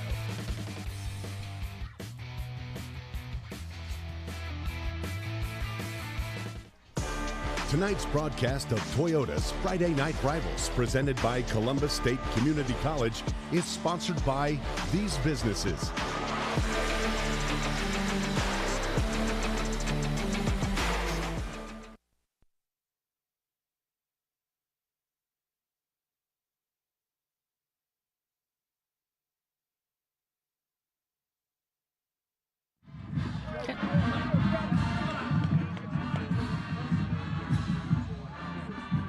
Coach Hillrich, back-to-back years over at Pick Central.